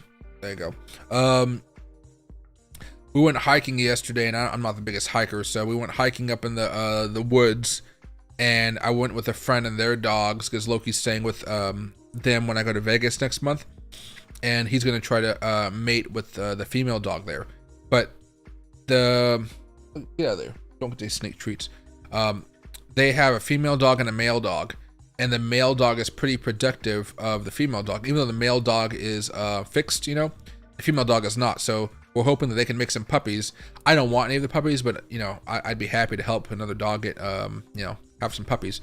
And so we all went on a walk together to see how the dogs would do, because they've already chilled out a few times. They're fine, but the male dog is kind of jealous of if Loki and the female get along a little too well, like a little sniff, a little lick in their faces. So we went out, and then they ran out for like a long time in the woods having a fun time. They were jumping in all these ponds on the side of the trail. But then Loki and the other dog got into a dog fight. Luckily, Loki won because he's a pretty cool pretty cool guy like that. But I think now the other dog will kind of leave him alone a little bit more because of it. Because he's been getting real jealous of Loki hanging out with the girl. But if Loki establishes dominance, I'm hoping that he'll just be like, okay, chill, dude, you won the fight, we can relax now. Hey, Sean. One day everyone is FOMOing, and next everyone is panic selling. Well, that's typically how the market goes, isn't it? Right? That's why we've been dollar cost averaging here and not been doing any swing trading since Friday. But again, I haven't had I went live on Saturday, but I wasn't able to go live on Sunday. And I didn't go live much today, well, until like middle of the night, basically. But yeah, definitely, you're going to see a lot of panic selling happening right now. But that's just part of the way the market works. Again, people that have been here around for a while, they're going to be buying up some of these things, looking for longer term holds and things like that. But we still don't know how much further this market has to bleed back out. So some people may be selling right now and buy back at a lower price if they're lucky. Hopefully they get an opportunity to buy back more. Hey, Denny, way cuter. Yeah, he's a cute little guy. I mean, we're seeing some heavy buys coming right now, like millions of dollars coming in to buy. They're trying to keep this as a support level here. I just don't know if they're going to be able to. It's Ryan. Funny how emotional people are. Yeah. I mean, it's just the way of the market, right? You're talking to somebody that's been streaming for the past, 3-4 years? 2020. Yeah, 4 years basically. Wait, 2020, 21, 2021, 2022, 22. So yeah, about three years basically. I've seen it all. We'll get through this. But yeah, it definitely is. How'd you say? Jesus, what the hell? My phone is just popping off with messages going on, all this type of crap going over here. Is it anything important? Price alert, price alert, price alert, price alert, price alert.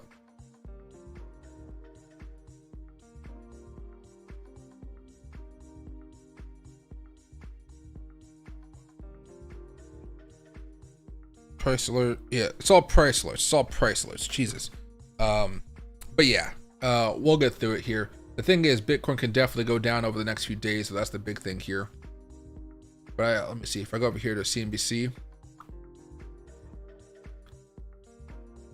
banks are in limbo without a crucial lifeline. I hope we don't go through another banking crisis. That'd be horrible. Let's see. Bentley delays all EV plans amid changing market conditions. Jesus.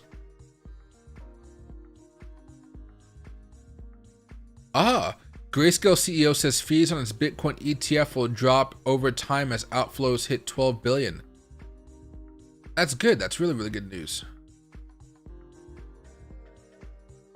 Grayscale CEO I can't pronounce that name, told CNBC on Monday that fees on its flagship Bitcoin ETF will come down over time, softening an earlier stance defending cost above the market average.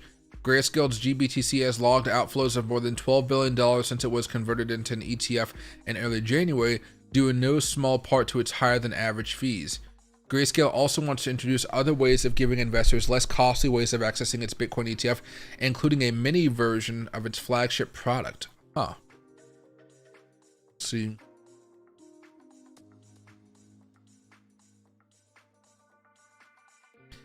The unit's daily data shows that GPT recorded its biggest single daily outflow on Monday, with withdrawals totaling $643 million. That's also something that wasn't too good today. Of course, we're anticipating having outflows, Sahonis told CNBC. Investors have been wanting to either take gains on their portfolio or arbitrage coming in out of fund, or people unwinding positions that were a part of bankruptcies through forced liquidation. So, yeah, okay. That's good news for when it happens down the road. So that might be another catalyst for what happens back in sometime this summer, I would say.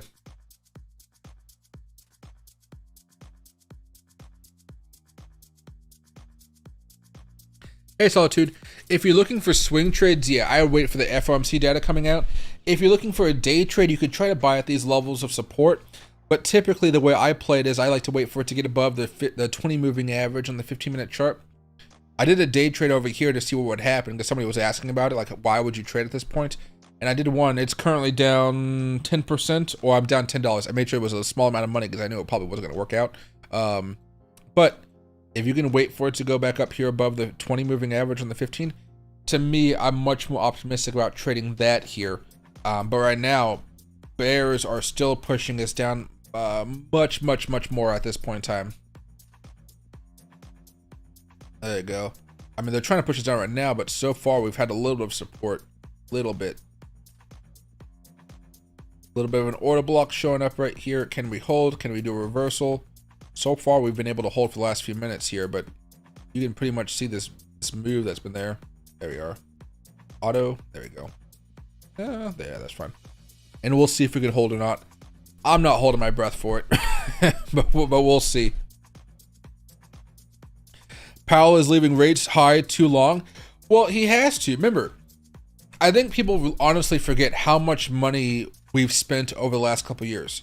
You know, you could say that over the past 20 years or so, or 10, 15 years, whatever, we've had a few crises and we've had to pay a lot of money to get out of those crises. So we had the 2008 financial crisis. That was one thing, right? Well, actually, let's go back. We had the war on terror. That was a big thing after 9/11. Really big war. That was important. A lot of money there. 2008 financial crisis. A lot of money went there. Okay. Both those were crises that you could say it was justified to go in there. The war is always expensive. That may be a little bit iffier. But the 2008 financial crisis, Obama had to print a lot of money to get us out of that. Then we had COVID. Trump came along and he had to pay out a lot of money as well because the government wanted to force us all to stay in our houses and whatnot, you know. And that also cost a lot of money. But after that, what did we have? We had Trump lost in 2020, and we had Biden. Biden started printing money like crazy coming out of the pandemic, and it seems to have backfired a little bit because now everything, you know, inflation's higher, cost is higher, all that type of stuff. I just don't think people realize how much money we've spent. And if Jerome Powell starts to lower rates right now, inflation will start to skyrocket all over again. We still haven't seen prices level out. I think the one that everybody can really appreciate here, well, as Bitcoin, when we come back to, Jesus, talking too fast. Let me just skip over. Okay. If you guys want to, please watch this video, how BitBoy lost everything. I appreciate it if you guys can watch that.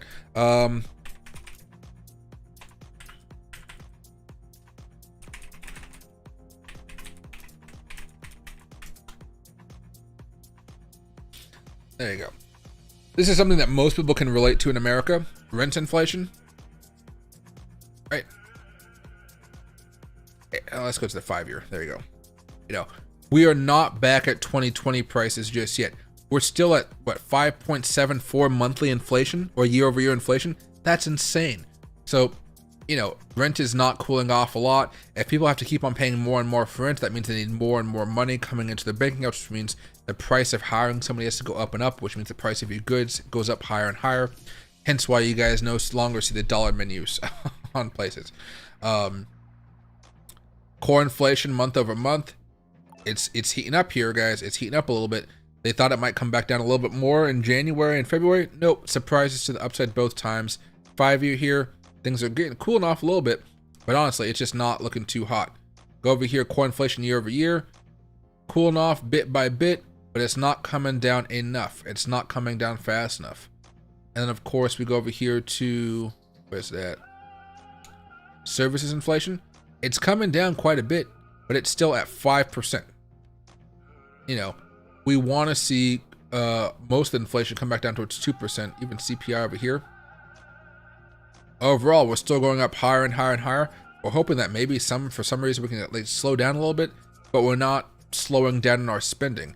Remember how they, I think right now in Congress, Republicans and Democrats keep on getting this for spat about more spending, less spending. They all want to spend.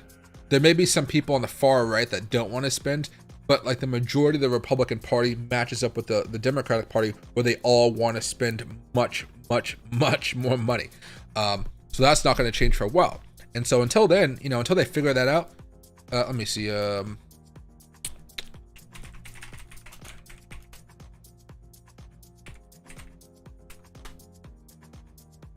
Right. This is going to keep on going higher and higher. Let's go to the last 10 years. I mean, you see that right there? Last 10 years. You can see, okay, COVID wasn't, you know, we were going up gradually. Oh, my head's blocking it. Sorry. You know, you could say we're going up gradually over here. COVID hit. Okay, that makes sense. COVID, right? But then afterwards, you know, COVID was pretty much over in 2021, 2022. We kept on spending. We kept on spending. Even 2023, look at that. 2023, boom. We can't control ourselves.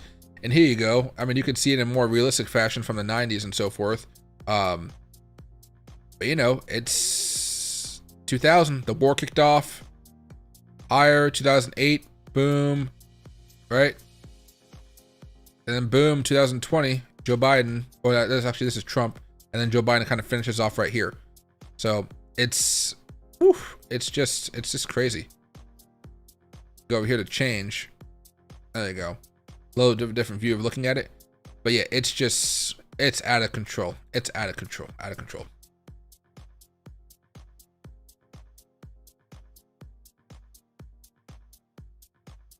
Hey Randy, Fed rates were too low for too long. Oh yeah, free money. I think there's a good documentary here. It's from more of a liberal viewpoint, but I think it goes over a lot of the cool the good stuff that we need to know, like easy money. Not Monty. Easy money. Fed. It's a PBS one. The power of the Fed. Yeah. Oh, Frontline. Yeah. They're more of a liberal bent, but I think it's still a good thing nonetheless. I know a lot of you guys are conservative that kind of follow the crypto markets here, but the age of easy money, I'd highly recommend you guys watch this. It really shows how crazy everything is. And again, we'll have to wait and see how they get out of this. But I just don't know how we stop spending so much money. I really don't. I don't think the government really wants to. That's why every time I see people say like we need to stop spending, I'm like, you guys voted on the bill to increase spending tenfold. Like, don't act like you're like you really want spending to be cut. Any venture seeds, no rate cuts anytime soon? Probably not for months, not for a few months at least.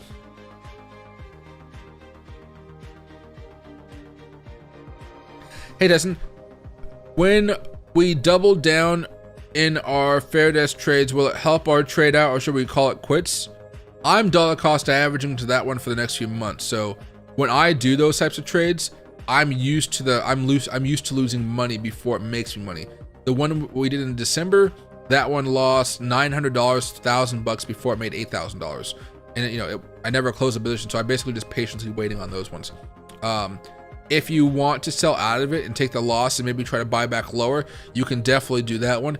But it depends on if you're looking at a dollar cost averaging one, or if you're treating it more as a swing trade. If you're swing trading it, you want to have a stop loss. If you're dollar cost averaging for whatever high Bitcoin goes to next, then you could possibly just hold on to it. But it's really up to you. For me, in the way I trade, I just buy and I buy and I buy, then I wait for a larger move, then I sell around those larger moves. It's not for everybody though. Not everybody likes a dollar cost average. Some people just like to swing trade or a day trade, and they hold for a little bit of time and they make the money. This one's gonna last for months. So this upcoming Thursday, I'm going to be putting another $500 in there, and I'll be putting another $300 to $400 into altcoins. I'll be adding more to meme tokens, AI tokens, Bitcoin, Ethereum, etc.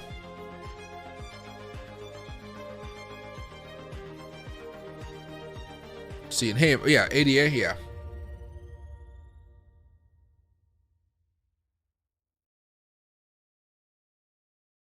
So ADA is coming back down a little bit. Looks like we weren't able to break above that level of resistance we talked about last week, but not terrible. We may have an opportunity to hold up against the support level here around, what, 54 cents along the 20-week moving average. To me, though, I would be more happy to try to buy closer to 50 cents if we could. On the daily chart, everything's still bearish. This has been bearish for a while. We have a little bit of support popping up right here around 58 cents or so. You might actually see this be today's low area, especially if Bitcoin doesn't drop down much more, because we're trying to find support right here. You might find it as an opportunity to pop back up for a few days before ultimately trying to make another dip. And that larger dip could take you back down here again towards 47 cents or so, 50 cents. And that's why I would try to buy up even more from me. Let's go over to the 4-hour chart though. Let's get rid of this here. Everything's still bearish on this one.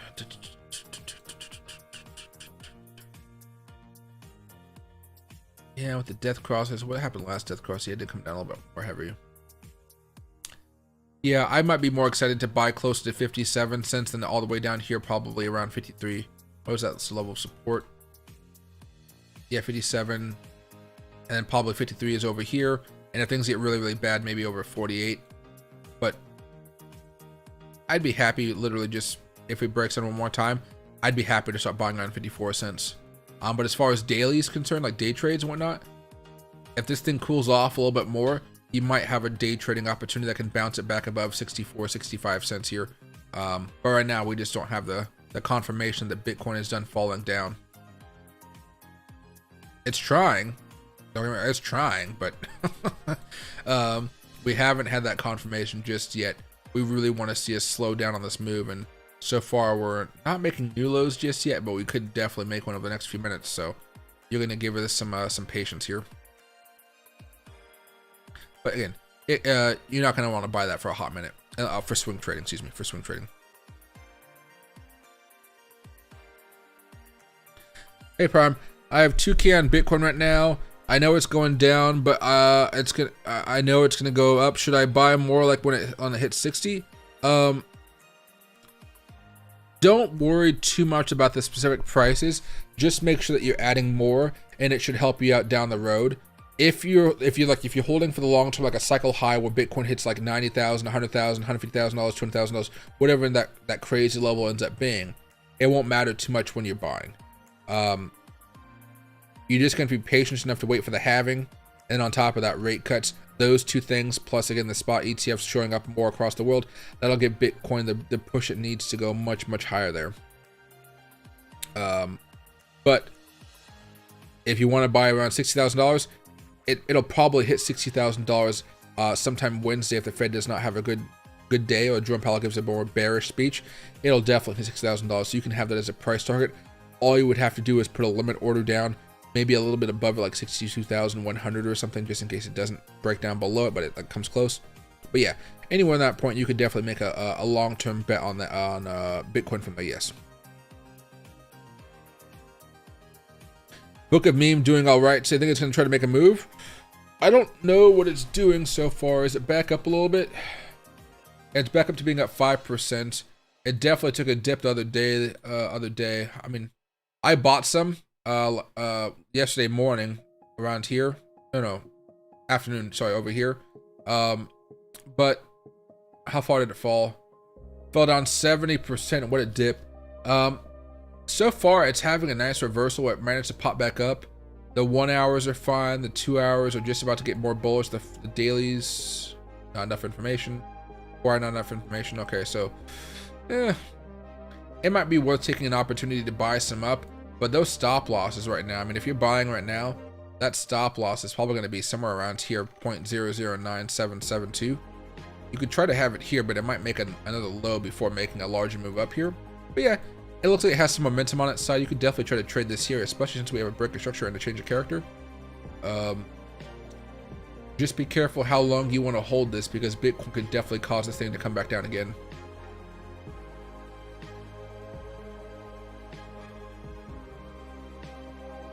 There we are.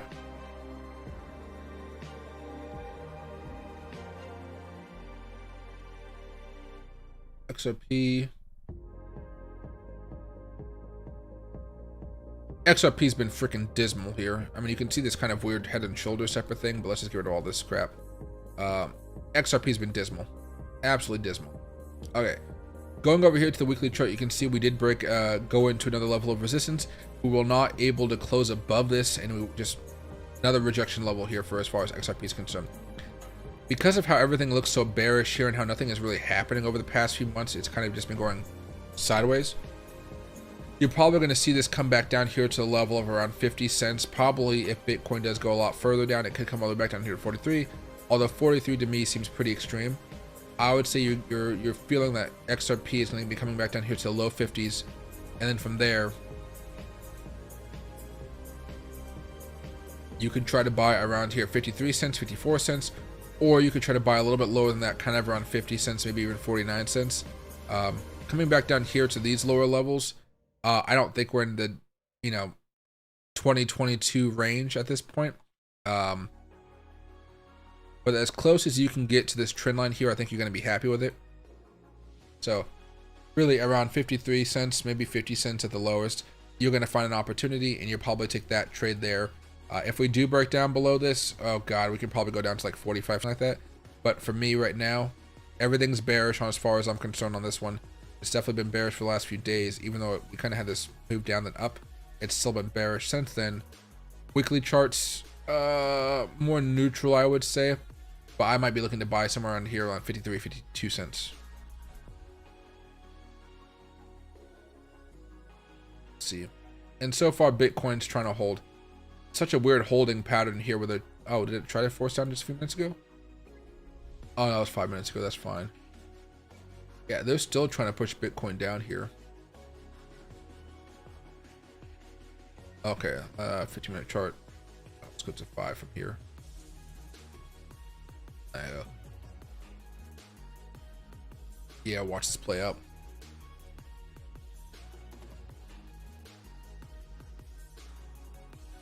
Hey Randy, I reviewed halving cycles. There's no consistency other than going up long term. Yeah, pretty much, yeah. We talked about this the other day. I would say you could see some volatility around the time, but yeah, there's been no consistent theme of dips or crashes. Hey boy, how you doing? I know. Let me get that AI. There you go. But yeah, there's been afterwards we go up. That's definitely the right way of thinking about it. Excuse me.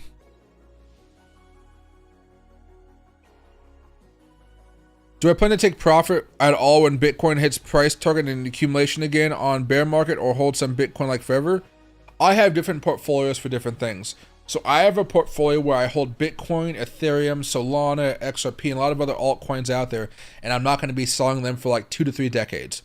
Then I have a cycle portfolio, which I buy kind of around the bear markets.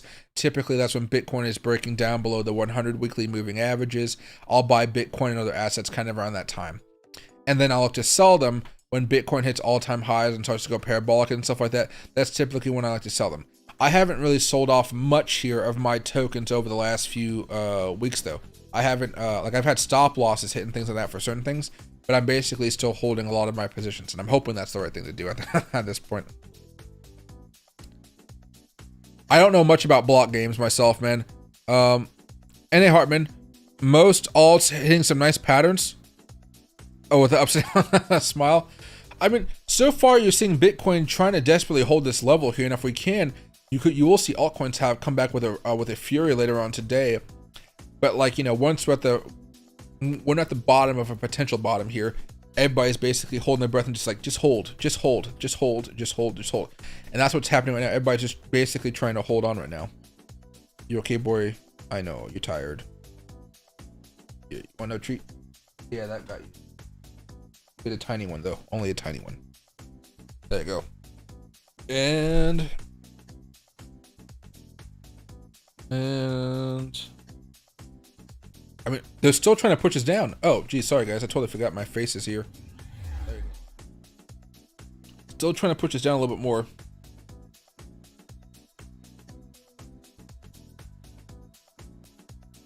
And there we go, flushed. So we're taking another dip down. Oosh. And my stop loss hit, so I lost 13 bucks on that trade.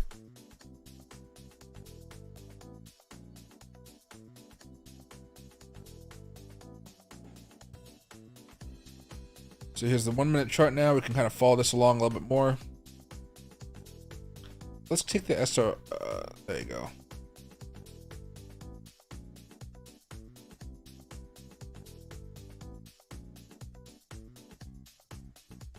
Why is it? Oh, there's an order block up here. That's what's causing all this chaos. There you go. Yeah. Getting bought back up. It feels like we're getting closer to the end of this because we're not flushing. We're coming down bit by bit, but it's getting harder and harder for the bears to push us down. So this drop should be fairly over sometime soon. And of course, as soon as it gets stopped out, that's when it starts to go back up. But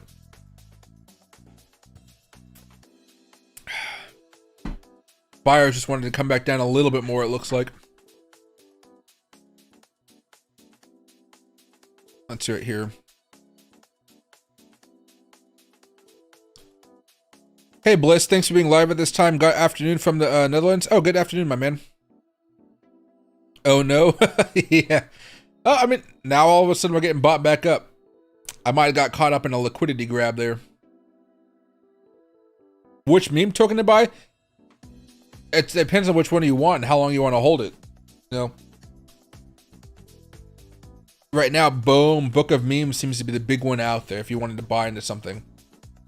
Oh, finally. Okay, let's see a little bit of a pop here. Bulls are definitely trying to take control here.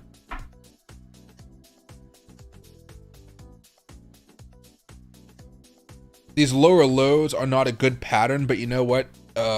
Again, if you're looking to buy in for Bitcoin, I would probably still wait for us to break out above that 20 moving average here on the 15-minute chart. Let's see. Death cross right there. Yeah, I'd still be patient. Depends on how you guys want to trade this right now. But at least the 1 minute chart here got a little bit more dramatic in a heartbeat. There you go.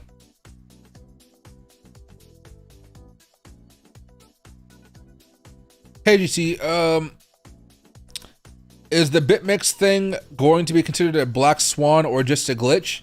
For me, I would say probably just a black swan, because it's almost like it wasn't a glitch though. Like the event caused glitches, but the fact that somebody went on Bitmex of all exchanges, like why Bitmex, and sold off 400 Bitcoin all at once, it makes absolutely no sense.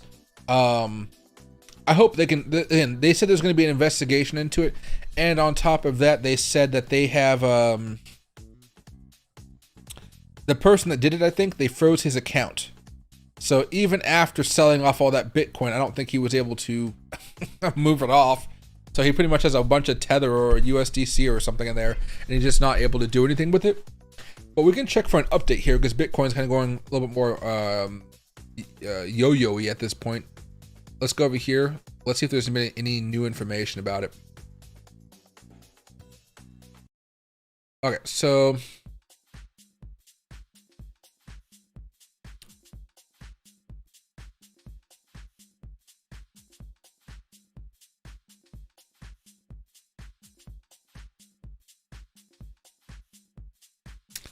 oh, poor guy got liquidated. Let's see.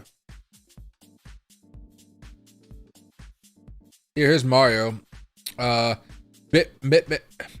Bitmex investigates Bitcoin flash crash to $8,900. During the incident, Bitcoin briefly plummeted to as low as $8,900 on Bitmex exchange, while prices on other platforms remained well above $60,000. The sharp decline occurred on Monday, yes, lasted for only about 2 minutes before rebounding to 67,000. Let's see. Social media users on X have speculated that whale selling prompted the crash, with one user alleging that over 850 Bitcoin was sold on Bitmex, causing the XBT to USDT spot pair to drop to $8,900. Source CoinDesk. So CoinDesk has something right now as well. So let's go over there to that article. Damn, we might have just been too early. No, we were on here. We read this article, but maybe they updated it, perhaps? Maybe they updated it since last time we checked it out. God damn it. I honestly hate CoinDesk because this ad thing that pops up. There it goes. It takes forever for it to go away. Their website is like broken. $850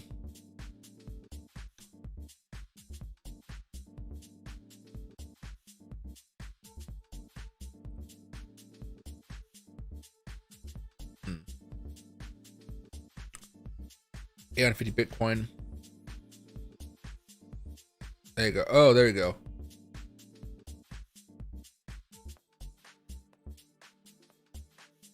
Yeah, so this messed up a lot of technicals. Look at that. Drop in Bitcoin's price. Jeez.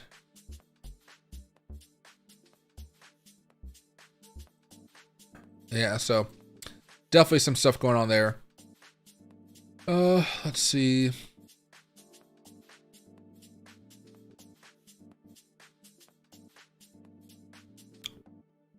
I don't know. I don't know if technically that's going to be something that they can get in trouble for, though, because it's the exchange's duty to be able to manage somebody offloading tons of assets like that. So that might just be a Bitmex folly and not so much that person. Although if I was that person, maybe they're a newer investor, newer whale. I don't know why you sell on Bitmex. I just don't know why you sell large amounts on Bitmex. It doesn't make any sense.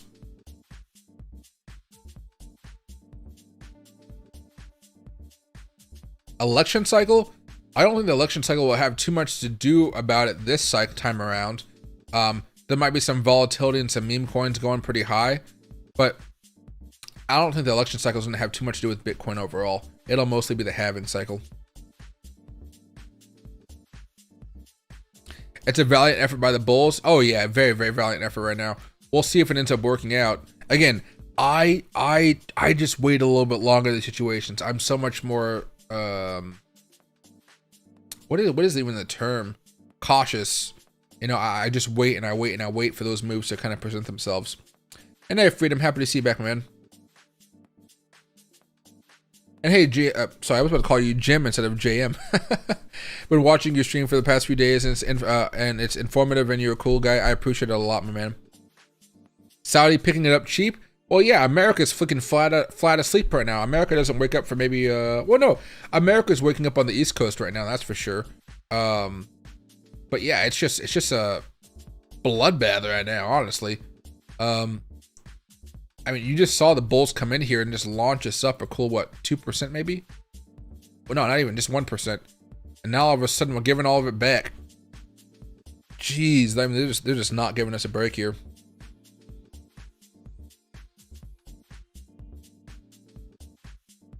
NA contests, yeah, I don't think they can as well. I don't think they can get in trouble for that.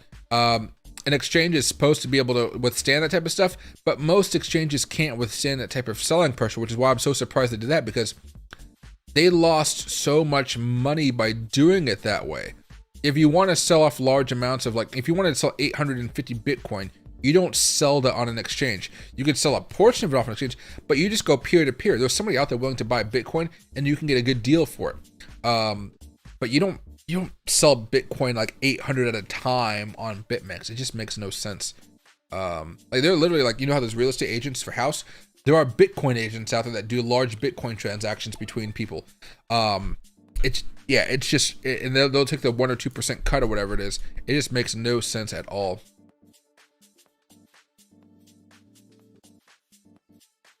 And what's it here? 1K is the first real support, in my opinion. Oh, 51K. Geez, I heard that as 1,000. I was like, oh god. Yeah, if we go on for the next week or so, there is going to be much more support coming up. But expect a lot more volatility when Jerome Powell is talking on Wednesday.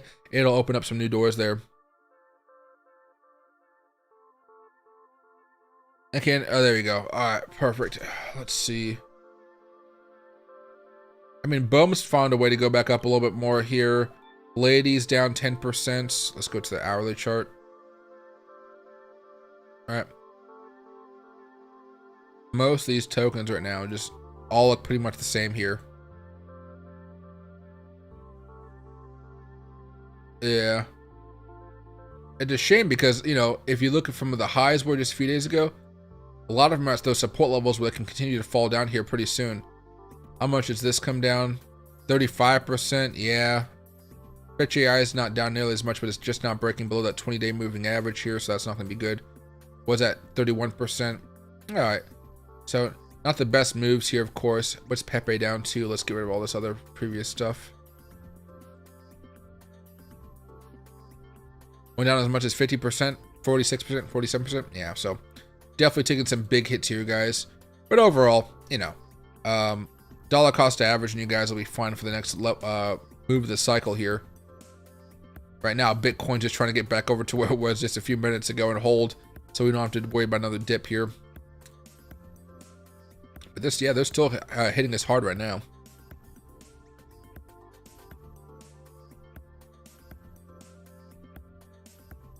When someone else loses, someone else wins is pretty obvious, meditated move. Yeah, I mean, especially if they're trading on Bitmex, excuse me. I just don't know why Bitmex of all things. It could have been, yeah, it could have just been like bad intentions or whatever, but it's just like weird. Like the amount of money they lost selling it on Bitmex is wild.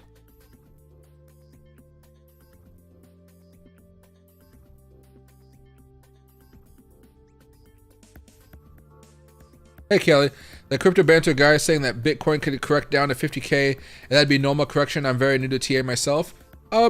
You could see it be down that far, but it'd most likely be something of a larger wick where we have it's like a flash type of event, and then we start spiking back up. So it could happen. But right now, it really depends on what goes on Wednesday with the Fed meeting, and then if we're able to get any good news out of that, because we did just tip over on the weekly charts, so you could see where that could happen. Right. So weekly charts here. Right one, yeah, okay. All right, and right here at 50,000, that's okay. That's like kind of that previous level of support, if you will. So that's something reasonable there. But it would probably happen on a flash event where we come down flash, then we come back up, consolidate, then we have a breakout of some type, and you buy that breakout, right? That breakout would be somewhere in like April, though. Now go over here to the daily chart, or on the weekly charts. We have more mixed oscillators. So we have the RSI being negative, the stochastic being negative, and the MACD, excuse me, that one's still positive here. Even if the momentum is going down, it's still positive. So overall, it's kind of more of a mixed game. As I look at the daily charts, though, yeah, we still have further to go down here. It's basically, do we want to go straight down? Probably not. We want to consolidate, come down kind of gradually. Today, we just had a whole bunch of bad events happening at one point in time, and it kind of all led to this larger crash here. But what do we have right now? Give it a few more days. Things should kind of balance back out. But I'll tell you guys when I'm going to go long on swing trading again. I'll let you guys know. But right now, I'm not even close to doing that type of swing trade or any type of swing trading right now, for that matter. Day trading, sure. Swing trading, not my favorite thing to do right now. And this is the 1 minute chart on Bitcoin right here. And we're still going a little bit more sideways. Am I in Dubai? No. I'm out in Washington State in the US of A. I just decided to stream at the middle of the night. It's 4 o'clock my time. I don't even know what I'm going to do. Like,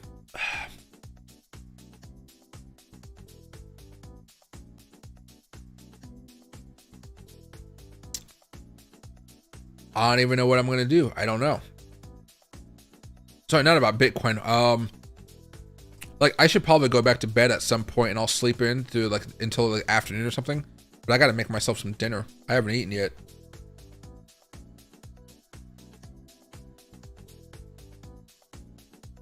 Let's see. Would I visit New Zealand? Oh yeah, I would love to visit New Zealand.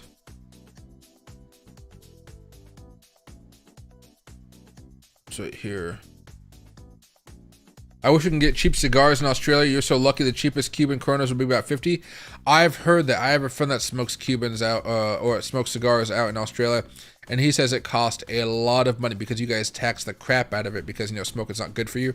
Yeah, it's definitely wild. Like even here, just this Padron 1964. I bet this one costs quite a bit as well. I'm not gonna smoke any more cigars tonight because I know I'm about to go to bed here, but it does work out. I'm happy I could buy them a little bit cheaper.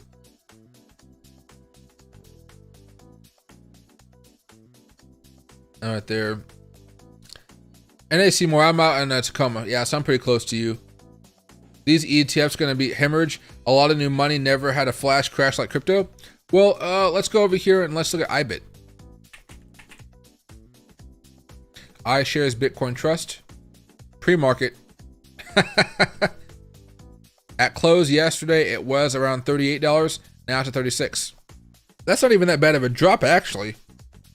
I would expect this to be a lot lower. Well, let me see. From a percentage standpoint, what does that drop off mean? 6%? No, it's about matched up with Bitcoin with 6%. Yeah. 2-hour chart. Yeah, it's definitely coming back down a little bit more, though.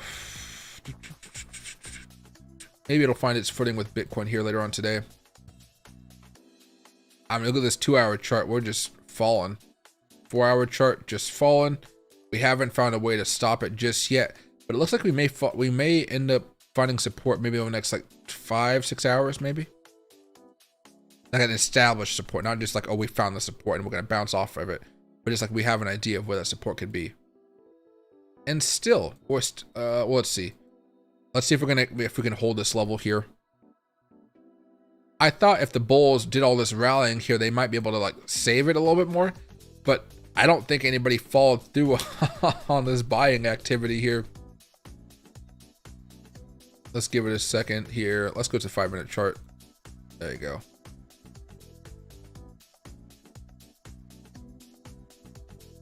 Yeah, I don't know.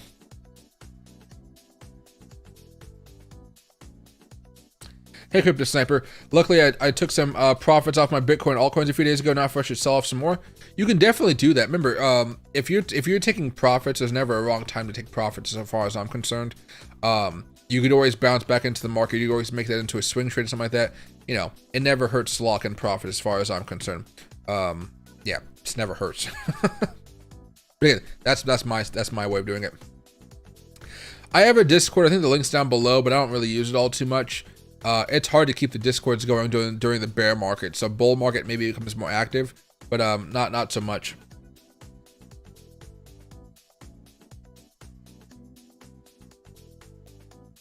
Let's see. And hey, remember Bitcoin going to 0? Oh yeah, okay. I always hide those chats just because people are pretty stupid about it. As somebody that's been streaming for so long, I don't know how many times I've heard people say Bitcoin going to 0. Yet it still always makes all-time highs. There we go.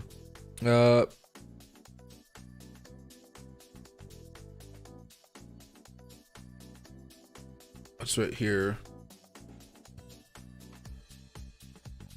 Hold on, let me make sure. Investors will run away if the dump really gets deeper. For a short period of time. I mean, usually those are the people that end up buying back in to make the rally even stronger down the road.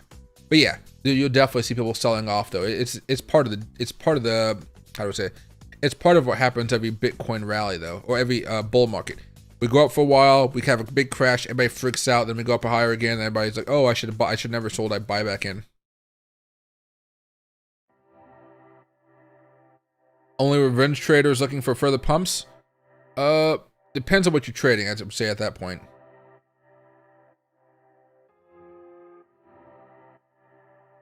Hey, listen, I heard all the whales and people took profits at all-time highs.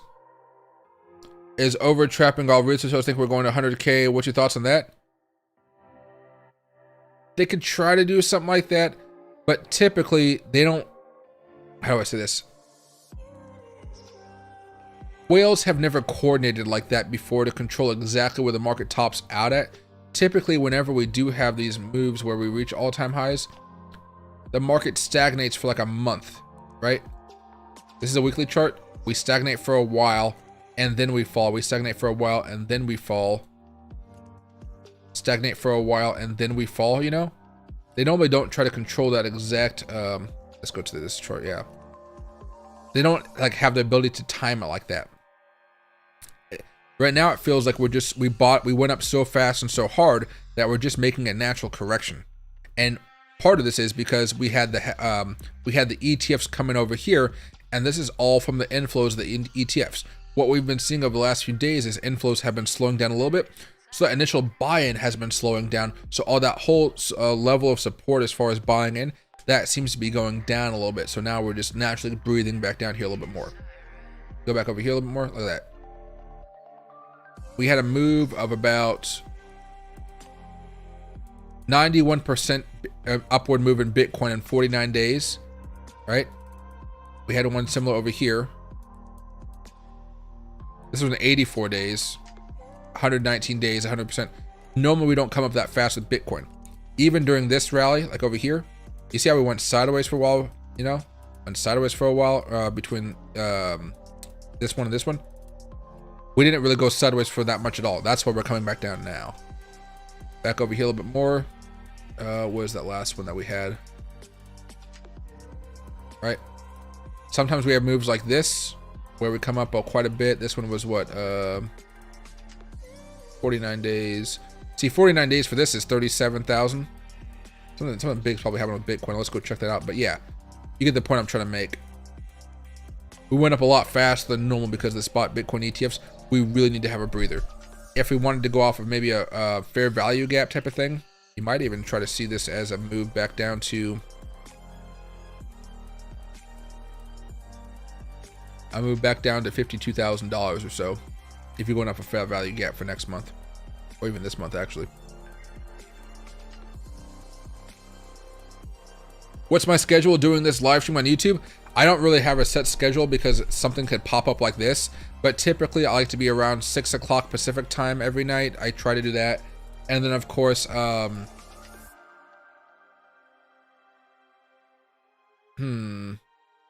little bit one of a later one, maybe around 10 o'clock at night. And then of course I try to go maybe live every now and again in the middle of the day, but middle of the day is something I don't like to go live on too much, honestly. Let's move that out of the way there. There we are. And again, they're still trying to push us down. After all that work of just pumping us up there in a matter of a few minutes, all of a sudden we're back at support levels. And they're about to, and they pushed it back down lower. Jeez, talk about a bull trap right there. Jeez, okay. I'm still, like I said, I'm still waiting for a buying opportunity here. I'm just not seeing it just yet. Just not seeing it just yet.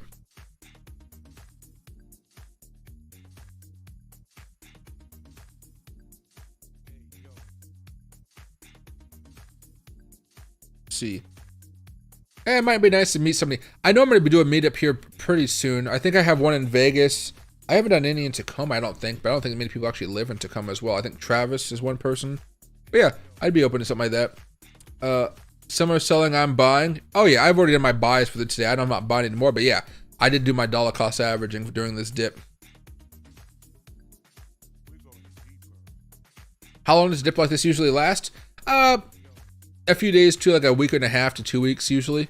We're gonna have to figure out where the bottom is at. We have a lot of news coming up, and that news is gonna kind of figure out, is gonna help us figure out if we're gonna be going down a lot lower. It could last until Wednesday, or it could last until like next Friday, next Saturday type of time. So right now it feels like it might last for maybe a week or two, not so much just on Wednesday, because I don't see what the Federal Reserve is gonna say that really leads us to being more optimistic about the market here. And also we saw that oh, hold on. Let me get this guy out of there. We have The dollar index also going up a little bit today here. Oh, it's cooling off a little bit. Wonder what's going on with the rest of the world. There you go. You got the dollar index coming up higher. Maybe the yen is correcting itself back up a little bit more as well. Excuse me.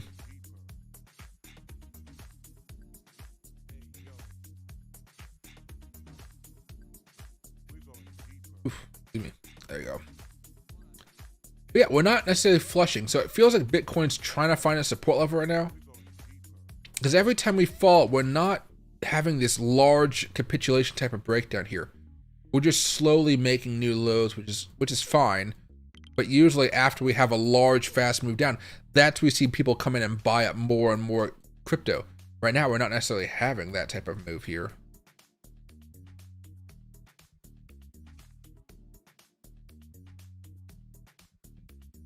What is this? Let's see.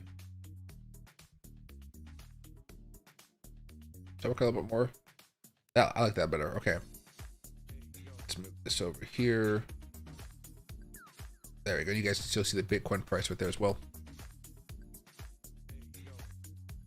And if the Fed comes out with a bad report, then what trouble? Oop, that was a little bit of a move down here. So remember, the Fed, it's not necessarily that they're coming out with like an inflation report like CPI or PPI or something like that. What the Fed is doing right now is they're meeting today and tomorrow, and they're basically determining whether or not we're going to have a rate cut. Everybody and their mom knows we're not going to have a rate cut or a rate hike on Wednesday.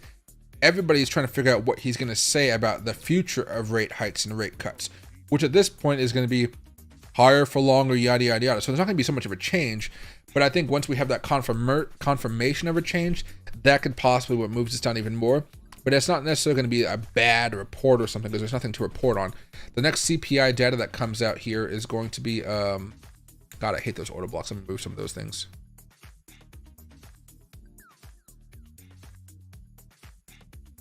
Order blocks, order blocks, order blocks. Where's the order blocks in here?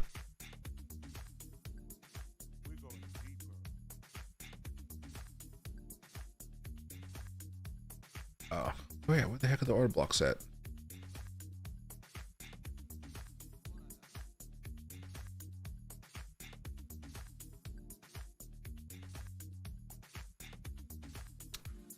I'm gonna take the order blocks off just so I can kind of put this in auto mode.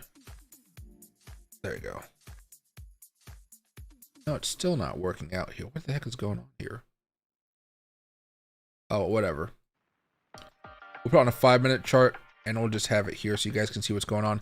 Let me get rid of a lot of the stuff I have on my homepage. Got a lot of open tabs here.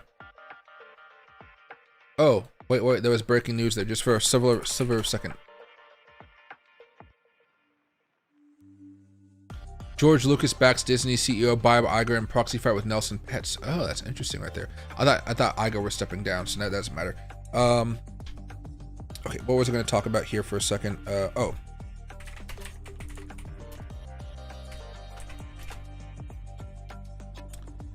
And how's the market look today as well? Futures are down a little bit, but not a lot. That's fine. Okay. So the next CPI report comes out March 12th. We already had that one. That wasn't good. It doesn't come out to April. So we don't really have much coming up until April 10th there. That'll be another excuse to go down quite a bit more though. And of course, let's see, how's Bitcoin doing right now? It's still falling down a little bit. Might be...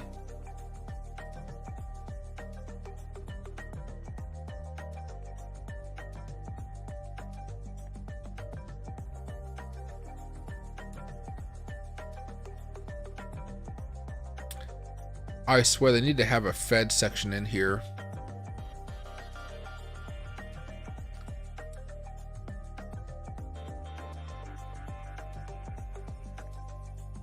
It might be bonds, I guess is the closest we can get to it.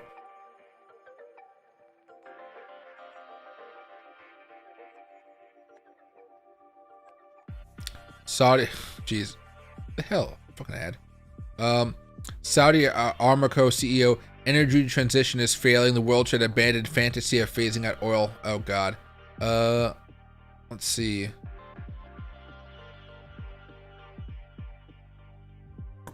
Oh,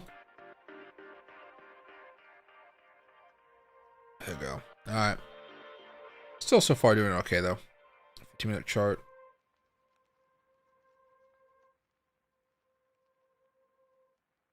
We just haven't found a way to find support though. Like every time we have a green candle, I get a little bit of optimism. Then I just realize how every green candle has been perceived so far. We just come down more and more. There we are. 1 minute chart. Still coming down more. Yeah, still coming down more. Maybe I'm just looking at the 5 minute chart here. Too much. I think that'll do. Yeah. So we're breaking below another Fibonacci level right now as well, guys. So we might be heading back down here towards about $60,000 next, $60,500 next, or abouts. There we go. And thanks, Antonio. I appreciate the subscribe. Let's move that a little bit higher here. There we are. This down a little bit too.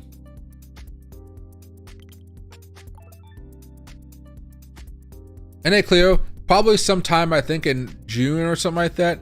I know I have a trip coming up in April, but that's a work trip, so I don't even know what time I have to be in places.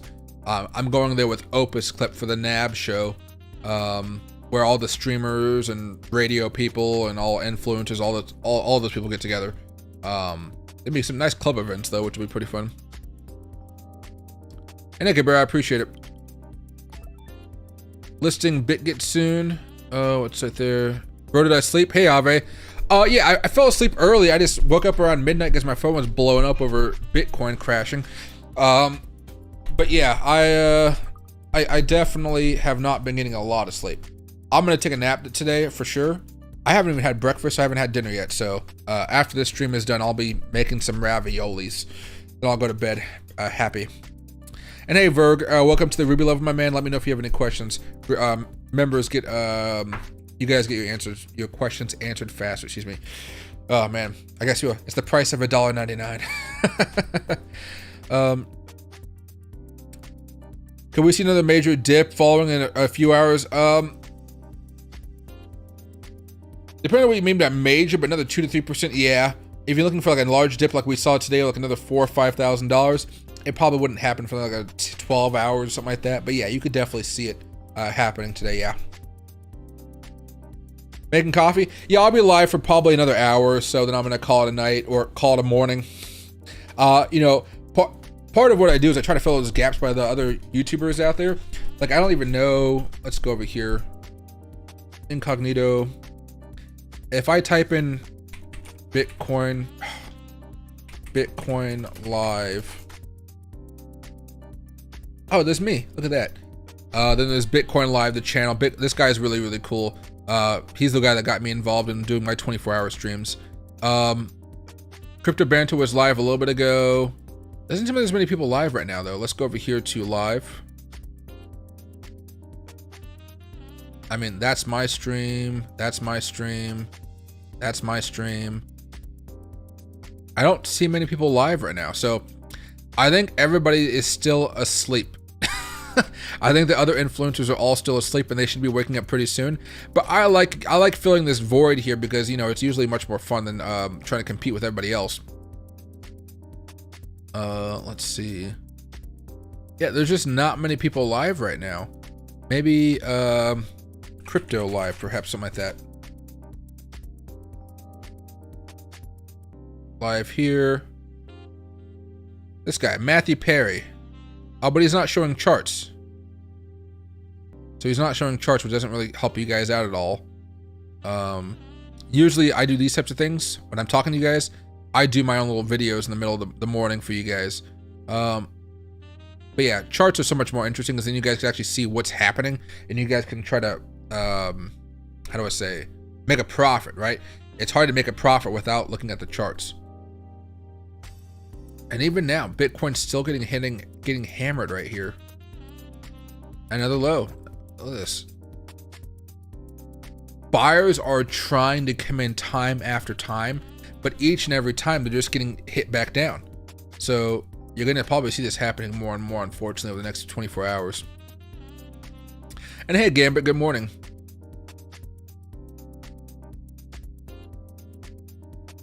And essentially, I appreciate you guys. Hey, if you guys can, please make sure to subscribe to the channel, like the stream. I appreciate it a lot. My goal is 100,000 subscribers. After that, who knows what's going to be happening? But once I hit that goal to 100,000, I'll be in a very, very good mood. And hey, Puma. Okay, so a lot of things have been happening here. For those of you guys who are just joining, let's go to the 15-minute chart here as we kind of just watch it like this. So a few things happened. Why is this so spread out? Oh, it's because we've been crashing down so much. Okay. Let's start off with the very small things that happened, right? So Bitcoin, I'll probably best go to 5-minute chart so you guys can see what's going on. There you go. All right, so on the daily charts for Bitcoin, we talked about this on Friday, how we started to see these bearish moves and how like, okay, better be careful about swing trading. If you guys are day trading, go for it, but swing trading is probably not gonna be the best idea because Bitcoin's coming back down a little bit more. That's kind of what we're seeing, but there were some big events that happened today that kind of caused a little bit more volatility than normal. The first one that's not really too important, but it is kind of important here, is that today we have the Fed starting their 2-day meeting here. Tomorrow is the big day for that one, so don't worry about that too much right now. Tomorrow we'll hear from Jerome Powell, and you guys will hear all he has to say. The Japan has changed their rates, and they've given up on controlling their yield curve. So the Japanese yen crashed today, and the American dollar against the yen went up. And so you saw for part of the day here today, you saw the dollar index start to go sky high. This is the 4-hour chart, right? So you saw the dollar index starting over here really start to go high. We've been going up for a while now, as you guys know. We're very, very close to a breakout here. This breakout would be very bad for assets overall because nobody wants to see the dollar necessarily go higher like this. That was one thing. Okay. And this was a decent effect on Bitcoin, I would say. The big thing though, honestly, the big thing that happened here today was, is this the right one? Yeah, let's go.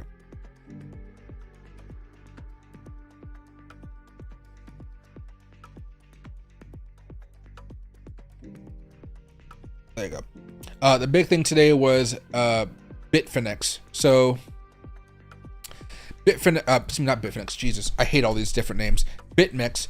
Bitmex investigates Bitcoin flash crash to $8,900. This only happened on their exchange, not anybody else's.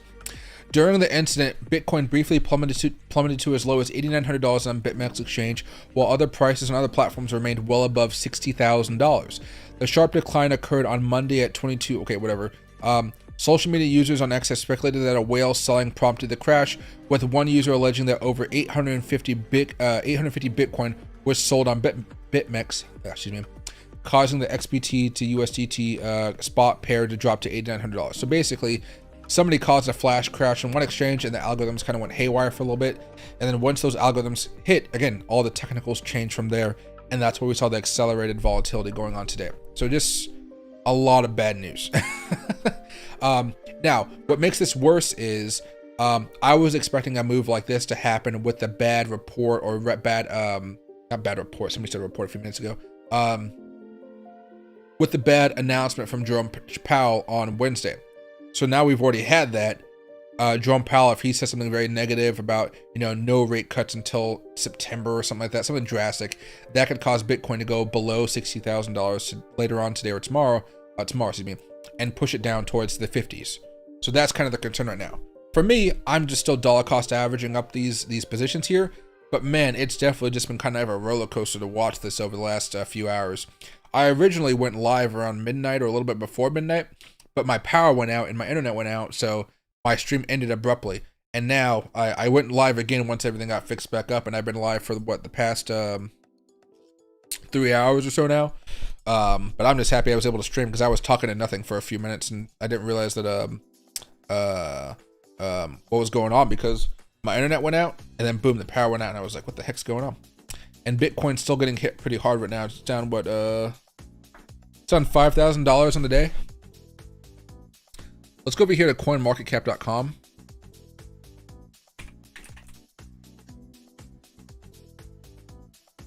Yep. There we go.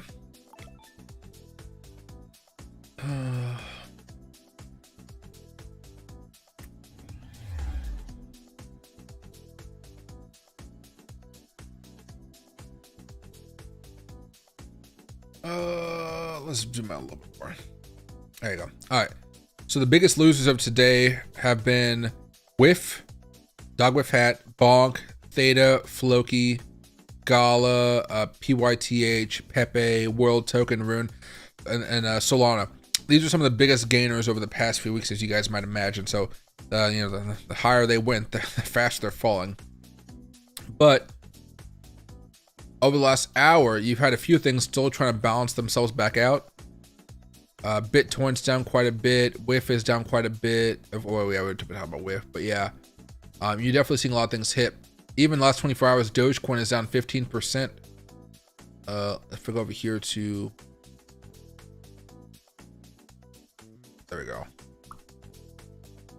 Dogecoin is now down below AVAX here, so Dogecoin is now at number 10. Shiba Inu is still at 11 here. Any other big moves happening? Not much at this point in time. Yeah, but you're definitely seeing a pretty bad day open up here. There you go. And Bitcoin's still coming down right now, back down towards $62,000. It's just not coming down aggressively. Like somebody is trying to stop this from falling, but they're failing every single time. Like there are buyers in here, but it's not enough right now. Hasn't been enough to offset all the sellers happening. And we still have another 2 hours before the market opens up, so you might not see the ETFs and stuff make any larger moves. Let me see.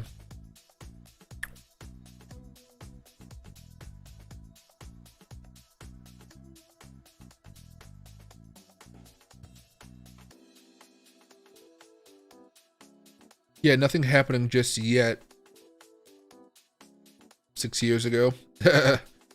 I mean, they're happy to sell that Bitcoin off for some massive profits, I guess, if they're buying 6 years ago. But yeah, there hasn't been any sell-offs happening just yet. Oh, excuse me, forget that last thing I said. I think I was talking about something with spot Bitcoin ETFs. There you go.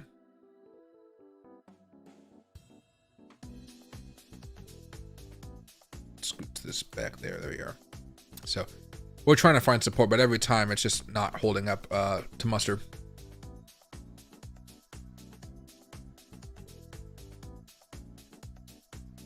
Got a long way to go till then. Oh, into the halving. Oh yeah, we still have what, 32 days? 32 days, 32 days, 16 hours, 18 minutes, and what, 0 seconds?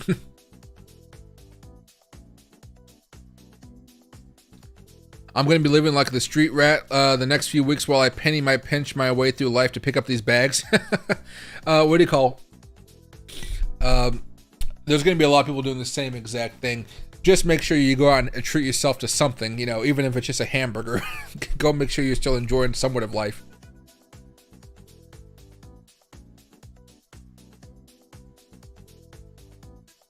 Let's see.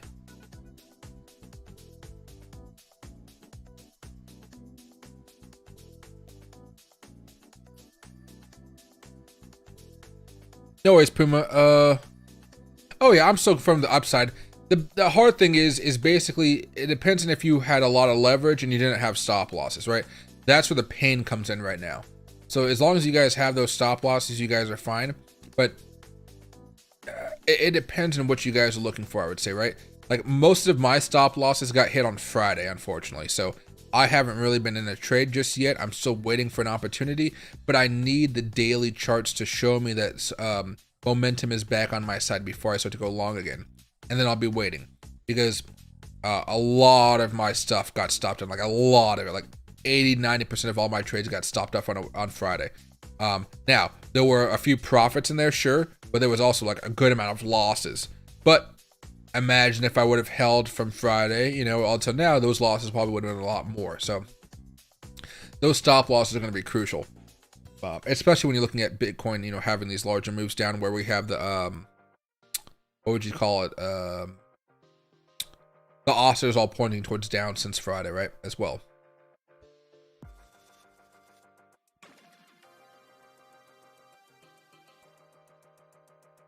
Hey, Cleo. Eventually, probably, but not necessarily destroy because there's always going to be buyers there. Remember, if you have a ton of Bitcoin and you've been holding it for a long time, you're going to hold it a lot. unless you're this freaking weirdo that sold off everything on Bitmex, typically you don't sell it on exchanges. You sell it from person to person, right? You sell like you go to the market, and you're like, you can go through like a real estate agent type of person for crypto, like a crypto agent or whatever. You can say, hey, I have 1,000 Bitcoin I want to offload, and I will give you guys a 5% discount on that Bitcoin. And so somebody is like, okay, I want to buy 5,000 Bitcoin, but I don't want to bid up the market in order to get it. So I'll just buy it here. And now that's been moved from one wallet to another. There's a holding wallet, and there's another wallet there, but you get the point. And that's typically the way the very ultra wealthy that want to get into Bitcoin, that's how they buy it. You don't buy it off of an exchange, because if I have a market buy or a limit buy order, eventually if I hold that big support level there, everybody's going to see it, and then they just push Bitcoin up because they want me to drive the price up. So, it's not the most important thing, but they don't buy it and sell it on the open exchanges like everybody else, which is why you see a lot of different exchanges out there nowadays have the peer-to-peer selling, because they don't want to have it on the open market because maybe they have too much Bitcoin or Solana, XRP, whatever the token may be.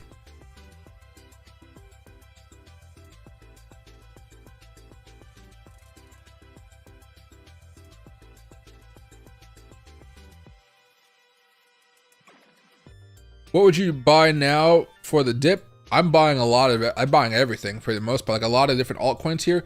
Arbitrum, AXS, BNB, XRP. I bought some Bonk, bought some Matic, bought some Bohm, Book of Memes, Gala, Fetch AI, Ajax, Render. I've been buying it all, but it's all for stuff I'm going to be selling in months. It's not something I'm selling on the next week or two.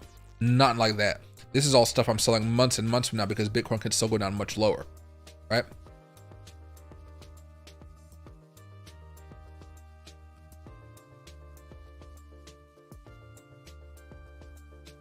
And hey, Bradley, whales are gonna manipulate the whales are always gonna manipulate, but they're not gonna walk away from the market completely. Oh yeah. Well, I mean, remember, guys, we're still in the beginning stages of cryptocurrency. This is what everybody keeps on buying and holding. But remember, people still have to sell crypto in order to like spend it on stuff. Like I don't go. Remember when I was in Vegas back in December? I told you guys I saw these Bitcoin ATMs and stuff like that. I'm not getting rid of my Bitcoin in order to maybe go gamble. But there are people that sell their Bitcoin. Right? They turn it into cash or fiat money, whatever, and then they go proceed to spend it on a bunch of stuff that they want. I'm still doing that, right? Remember, I take my profits, I turn it into cash, I'm happy with it, yada, yada, yada. But again, it all depends on who's trading. When you're talking about those billionaires that have a lot of money, they may be looking to buy something in particular, or they may just be looking to sell off, take some profits, and then they want to make another investment. They may be waiting for something else to invest in. Or maybe they're rotating that money into something else.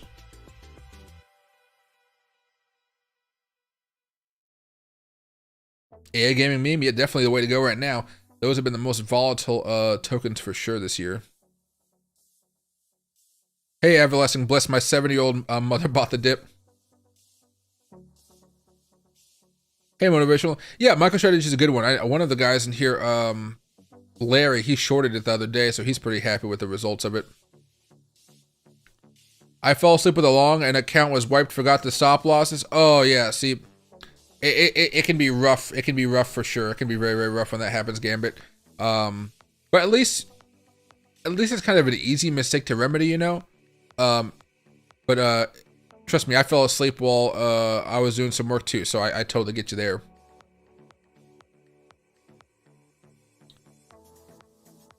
Decentralized science is a huge narrative yesterday at the NVIDIA conference. I'll have to look more into that, because I know I did hear a lot of good stuff coming out of the NVIDIA conference. When I go to that NAB show in next month, I'm going to be looking to see if there's any Web3s type of stuff happening over there. I just don't know much. Like even now, look at this, Jesus. Every time we have the pump up, let's look over here. It's just not, it's just not staying strong here. Let me go over here while this is falling down. Let me go back to the 5-minute chart so you guys can see what's going on. Let me see if I can actually go to that NAB show. NAB show, Las Vegas. And let me see if I can find out.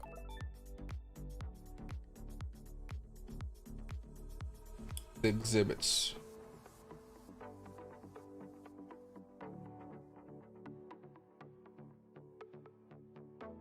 Explore, learn. Floor plan. Maybe I should have it on a 1 minute chart. I don't know. Jesus. Like, we're just not catching a break right now at all. Okay, search by keyword Web3.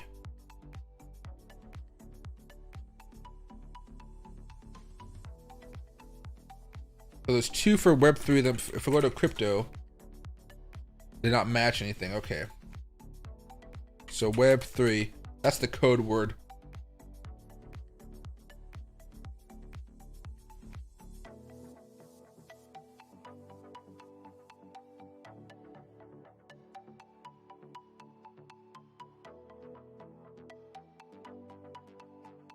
They're from India. App Squad Software. Oxygile. Can't even pronounce that one. They're from New York.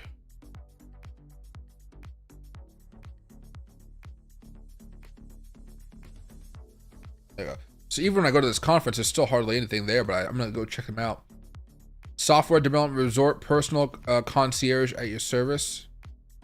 Oh, so they do software for you. I see what it is. And this one is App Squads. Rising Star Partner of the Year 2023. Let's see. Cybersecurity? I don't even know. But it looks like they know Web3, but they're not in Web3, if that makes sense. So we'll see. I just can't wait to go to this because of the free parties and, you know, it's a free trip for me. Actually, I don't know why I saved that. I just need to get out of that one right there. There you go. All right, back to the 5. All right, so you guys can see what's going on. This is the 5-minute chart right now. You can see it's been coming down quite a bit. Here's the 15-minute chart. Can I just make this larger? There we go. Here's the 1-hour chart, 2-hour chart, 4-hour chart, daily chart, weekly chart. All right. So definitely taking some hits today. We can definitely go back down towards, again, $60,000 or so by the end of this week for sure. So be careful if you guys are doing stuff besides day trading. And so far, Bitcoin trying to find some support right there.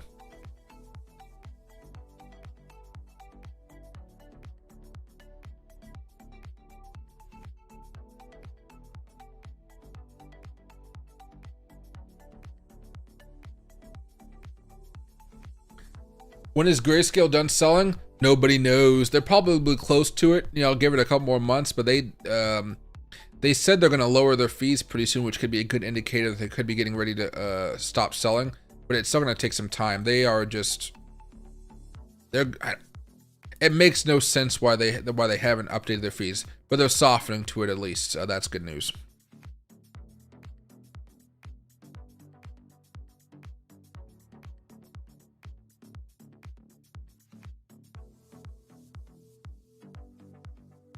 How soon do you think the cuts need to be to have Bitcoin move up or consolidate in the short term? I mean, if there was a cut happening tomorrow, that'd be great news, but there's not going to be a cut tomorrow. The cut would have to be sometime, what is it? It's March, April, May, June. June or July is probably the soonest we see a cut, because inflation hasn't, I don't know, I'm pulling my feelings, but we haven't seen inflation come down that much right now. Inflation's been going back up all of a sudden, and that's been spooking the hell out of the Fed. I pull this out every now and again.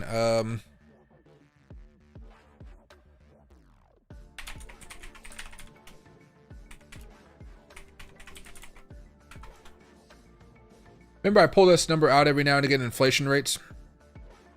Whoa. There we go. We go to max. We go over here to candlestick bars. And let me make my head small very fast. So the fear right now is that back in the 70s over here, and I guess let me zoom out just a tad. Yeah, there we go. Back in the 70s when we had our last spat of inflation, we rose all the way from like 3% all the way up here to 11% or 12%, excuse me. We came down, but then they cut rates too fast.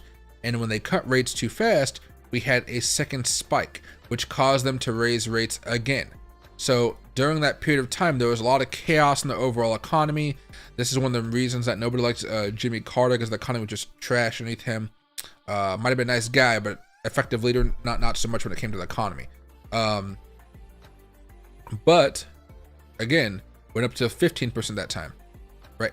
They've changed the metrics of what makes inflation, you know, like what they use for inflation. So we are really at a much higher level than where we are now. But again, they manipulate the prices quite a bit. Remember, we weren't in a recession a couple years ago, but we really were in a recession a couple years ago with the negative 2/4 GDP. So right now we're at the bottom part right here. So if I go over to like last 5 years, we peaked at right here. We're trying to come back down. Are we going to peak again? If Jerome Powell lowers rates right now, it could very well peak again. That could lead to a lot of chaos there. But again, the guy from back then, his name was Paul Volcker, excuse me. But every time, like if you search, like I'm starting to spit here because I'm tired.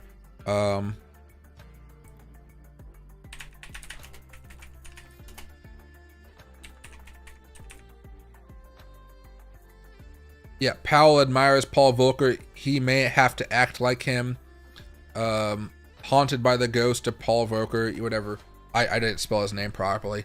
But that's the big fear here. We need to see inflation come back down. Until inflation really starts to like crash again, we're in trouble. This is February of 2024. This is February of 2022 right here. February 2023 right here, 6%, right? In theory, we should have had a much larger move, and we should have a larger move down in March or so, just because of how big this gap was. But we'll have to wait and see. It's gonna be painful. But if I go back over here to Fed funds rate,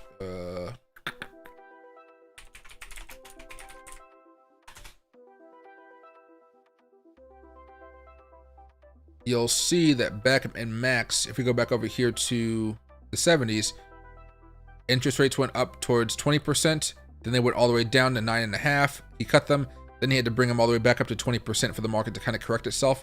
Right now, we're just at 5.5, so we're fine. All right, and Bitcoin's still trying to hold here, which is kind of a nice sign. 60, yeah, good. All right. Let's get this, and there we go.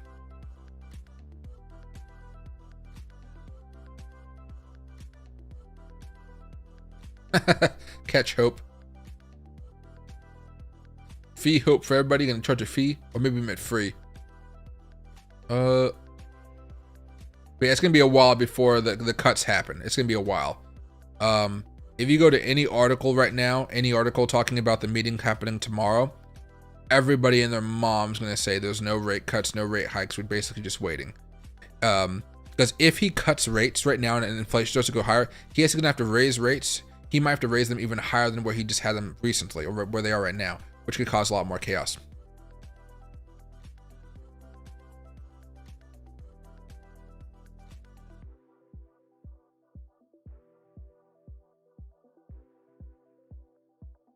See, and then thanks, Gabriel and Obama. Yeah, if you guys can, please make sure to like the stream and hit that subscribe button. It helps out a lot.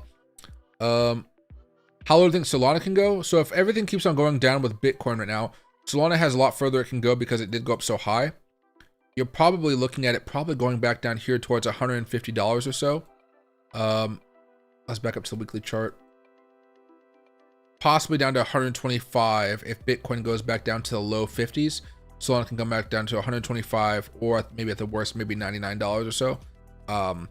It sucks because it has such a rapid move, but if you go to any of these tokens that have had big moves and where they are now, for instance, what's the first token that really had a big move over here? Like Bonk, right? Bonk so far is down about what? It was down about 60% a few hours ago. Now it's down about 56%. You know, from the peak, you could see a lot of big moves do that, a lot of big players. Now, Solana is not Bonk, but so far it's down about 16%. At one point it was down 20%. ADA, something that's more realistic, right? ADA fell down about 26%. You can see Solana fall down quite a bit more here, quite a bit more. BNB this is one thing that I've said, hey, I probably would short the crap out of this one if I wanted to. I'm not going to, but this is down 20%. This can come all the way back down here towards $429. So really big downward moves could be happening over the next week to 3 weeks here. Beyond that, I think we're going to find some nice support eventually. And when I see that support, I'll let you guys know. But I haven't seen it yet. I have not been able to see it yet.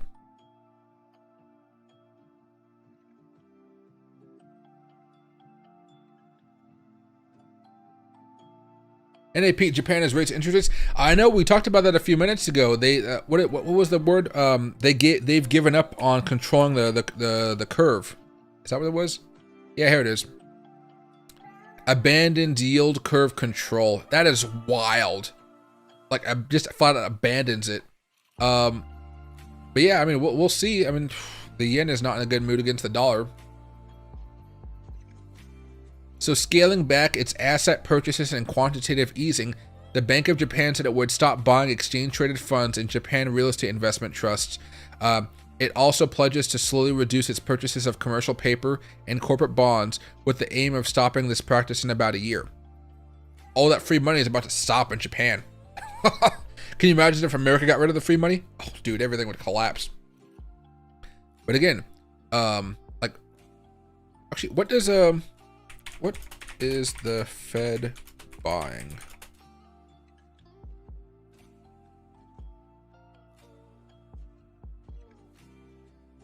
Let's see. Why? No, that's not what I want to.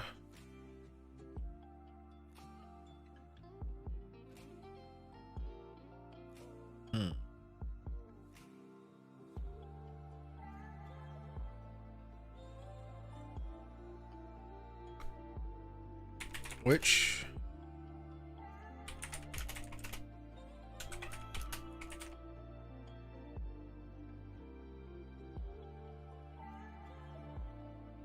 Let's see.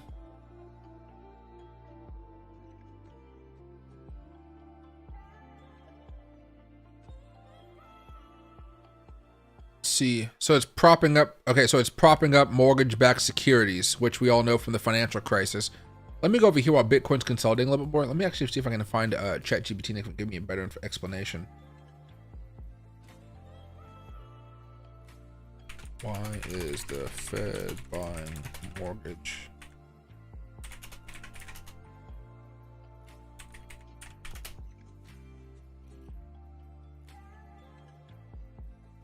Okay.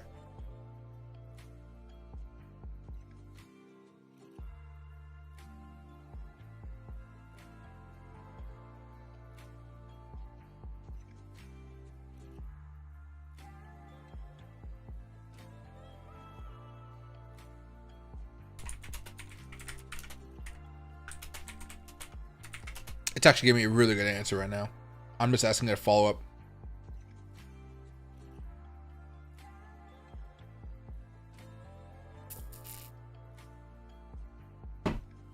Oh my god, we might, I stress maybe, we might be able to break above the 20 here, which may signal a buying opportunity for some of you guys out there. Alright, hold on. Let's see. Well, it's still going, but that's fine. Alright, so I asked it, why is the Fed buying mortgage-backed securities? It says to lower interest rates. Buying mortgage-backed securities can lower interest rates in the housing market and broader economy. When the Fed purchases mortgage-backed securities, it increases demand for these securities, which raises their prices and lowers their yield. Since mortgage rates tend to move with yields on mortgage-backed securities, this action can result in lower mortgage rates, making borrowing cheaper for home buyers and encouraging refinancing. So, to stimulate the economy, lower mortgage rates can stimulate the economy by making it easier for individuals to buy homes and refinance existing mortgages at lower rates, leading to lower monthly payments. This increase is disposable income that can boost consumer spending, which is a significant component of economic growth. Now we understand how they've been slowing down, they've been tapering off of this, why in part rates have been going up. Increased lending, stabilized financial markets, quantities of easing. Let's see. So where the central bank buys long-term securities to increase the money supply and encourage lending and investment, Quantitative easing was prominently used during the Great Recession and the COVID-19 pandemic to support the economy. What happens if they stop? Increase mortgage rates, reduce liquidity, market volatility, impact on economic growth, normalization of monetary policy. Yeah, it can be used to normalize it, yeah. And long-term interest rates and inflation expectations. That's interesting right there. So yeah, there's a reason for it for sure. Hey, Icon of saying, yeah, 850 Bitcoin in a matter of minutes. Freaking idiot. I mean, there's so much money lost.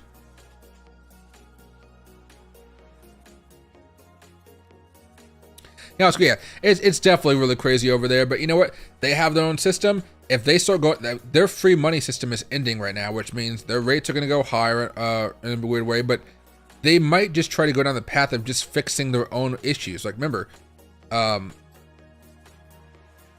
there's a lot of free money over there. They're kind of ending that practice right now. NA Bear, what exchange? I have a couple links down below if you want to test those ones out. I like Fairdesk, BYDFi. Then of course there's if you like Binance, KuCoin, Kraken's okay, Coinbase is okay, but they've been having issues the past few months, of course. And then on top of that, there are the other ones out there like what Bitfinex, Bitmex. Oh god, there's just so many out there these days. But those are a few. I've been using Fairdesk a lot, and same with BYDFi. And then I guess the other one out there is Binance is the typical one that most people like. But Binance isn't available for everybody out in the States, right?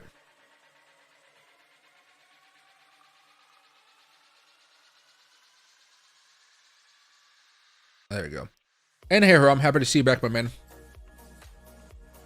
Let's see, but yeah, definitely just a bearish day overall, guys. But we should be finding a support level here eventually. We should. Now, if you guys are looking to buy and you guys are looking to day trade, the opportunity hasn't necessarily arisen just yet, but it should be coming up pretty soon. Swing traders, hold off if you ask me, but again, you can listen to other YouTubers if you guys want to. I'm basically just waiting for this to settle down a little bit, and it'll be fine, because we've seen this same move quite a few times over the last few hours here. But the market's about to open up in about an hour and a half, it looks like, so that may give an opportunity for some of you guys to buy into Bitcoin, as maybe some of those spot ETFs are going to be buying into Bitcoin here as well. Hopefully, Grayscale is not offloading a bunch of it though. Let me move this back over here. Keep on putting the transfer back. I was watching your 3 hour ago live. I didn't know you were streaming. Yeah, my power went out, so like everything cut off. I lost my internet, lost everything. And then I had to go back live a few minutes later. Yeah, so it was rough. It was rough. But Haram, to break it down for you, the few big things that happened today was Japan. They're no longer in free money territory. They made their first positive interest rate hike in a while. Or how do I say it? They've given up on controlling their yield curve. And basically what that means is the US dollar went up higher today. We saw some crazy guys sell 850 Bitcoin on Bitmex, which crashed Bitmex for a while. And then on top of that, it caused the price on Bitmex to hit $8,900, which just imagine Bitcoin going from 65,000 to 8,900 in like 3 minutes. And then you know, imagine what that did to the rest of the market. And of course, we have to worry about some of the stuff coming with the Fed on Wednesday. But yeah, it was just definitely a horrible time out there. Horrible time out there.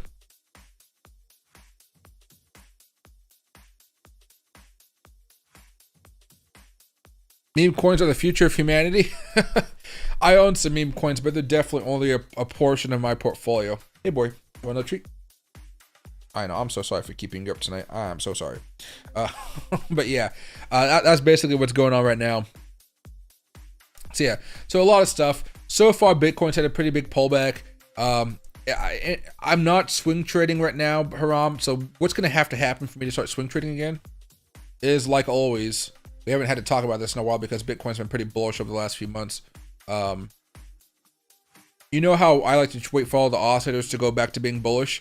When we were talking last Friday, I was saying, okay, well, if you guys want to day trade, go for it, but be careful with swing trading because everything is now pointing towards us going down. So if you want long, you can go long for maybe a few minutes, a few hours, if you will. But going long for a week or something, it's not going to pan out the way you want it to. So I'm going to basically be waiting. Auto. I'm going to wait for everything to get back to being bullish. It doesn't even matter what the price of Bitcoin is at the time, right? Once everything starts to get a little more bullish here, I'm going to wait for a breakout, and then I'll be very happy to go buy back into those specific trades. Right now, though, we've kind of done something wonky, because if you guys remember on Friday, I was hoping for a lower high here, but this was such a pitiful lower high. Remember, I was hoping that we could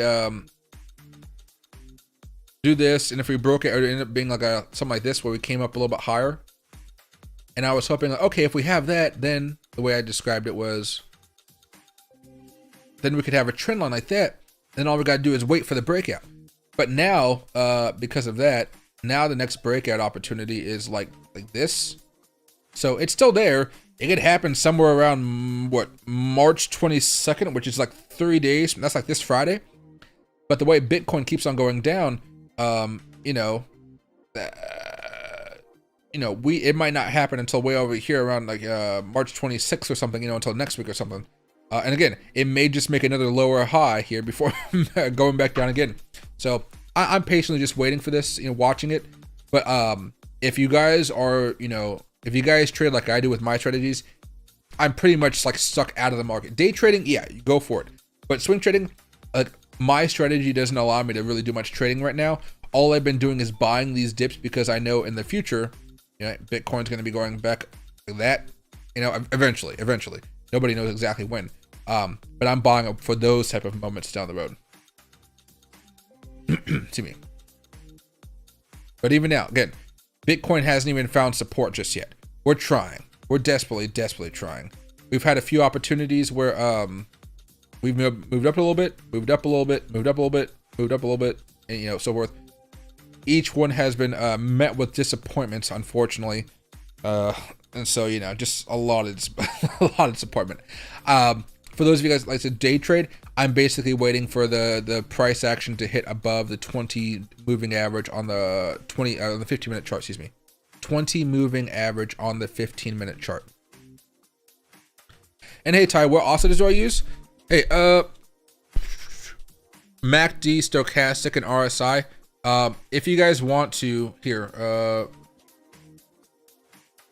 go over here to YouTube, type in best day trading strategies, I think it was. If you go to what was released this week, my video should be in here if YouTube is not making it go down. It's hard to compete from everybody in India, it looks like, but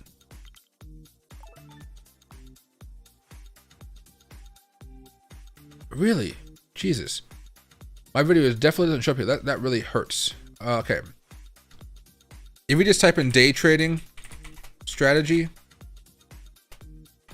Michael, maybe my name pops up here. Who's Michael Chin from 4 years ago? This week, I don't think YouTube likes me at all. My God. Okay, if you guys just go type in Michael Whitman day trading. There you go. Michael Whitman day trading. That's how we have to do. You'll find my video right there, and you'll see it.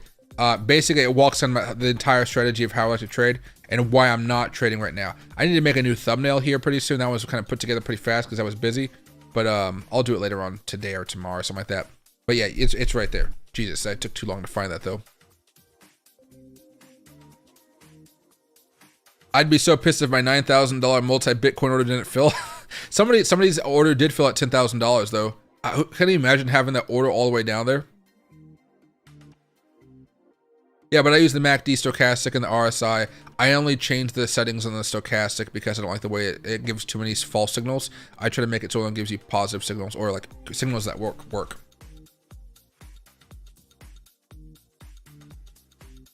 YouTube's racist. I don't know if it's racist, but yeah, it definitely doesn't like me. Like when I ask you guys to like my videos and subscribe and stuff, I'm really doing that because YouTube just kind of ignores my content as a whole.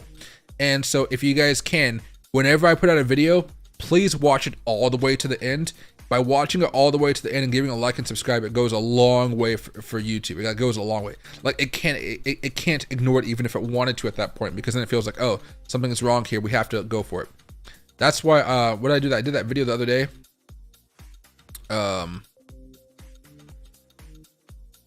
Which one was it? How BitBoy Crypto lost everything. Like, please, like the more of you guys watch it off my streams, if you go to like my channel, hit videos and go right there. What do you call? It goes a long way to help me out. And hey, Bitcoin's popping up right here. So let's go to 15-minute chart. We're almost there. I think people could be looking for an opportunity to take a bite here.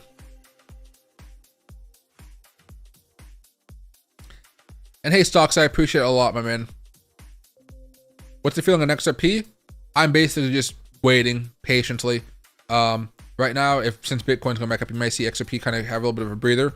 But I'm just dollar cost averaging it. I'm not even going to try to swing trade it anymore. I tried to swing trade it twice over the last couple weeks. Both times ended in utter failure. And so I'm just giving up on it. Fuck XRP for now. I'll be patient with it. I got longs in it, but I'm not swing trading it anymore. It's just been too much pain. And this ever must have been a Man Bun Solo Way who got his 10K order filled.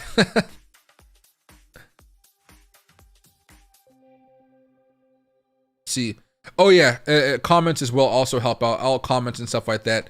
But what do you call it? Yeah, it definitely sucks. What happens when retail shorts the bottom? Well, that means that, you know, if they're shorting the bottom, that means it automatically goes back up.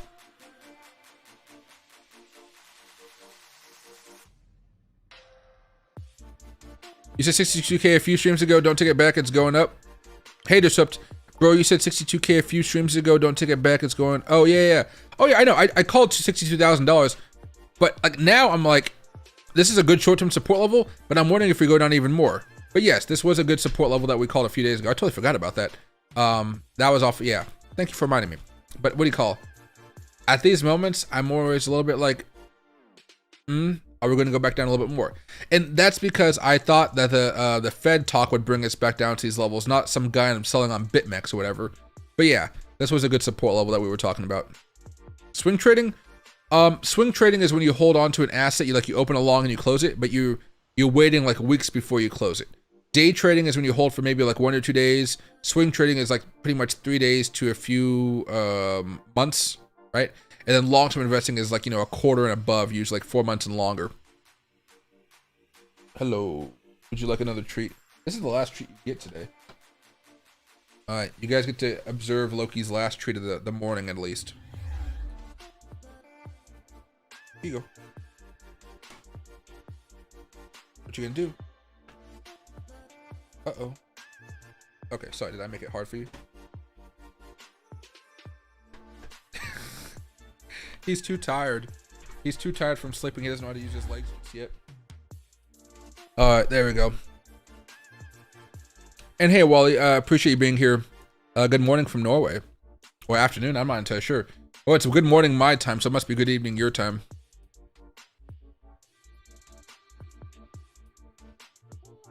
And what's right here? Should you buy here? You can buy here if you want to. You just want to have a pretty nice stop loss. So that stop loss would just be at the lows that we experienced a few hours ago or an hour ago, around 62,500. So if you want to buy, that's where your stop loss would have to be in order to protect yourself from another dump that was happening. Because remember, we just saw the same thing over here, over here, over here, over here, over here, right? Now that Bitcoin's fallen down like 5,000 bucks, it makes it a little bit easier to buy in. But yes, you can. You're just gonna have to rely on that stop loss there, in case anything doesn't go your way. For me, I'm not buying at these levels though. I've already done my longer term buy-ins at these levels, but I want to see the 4-hour chart consolidate a little bit more, and that's what I'm looking for.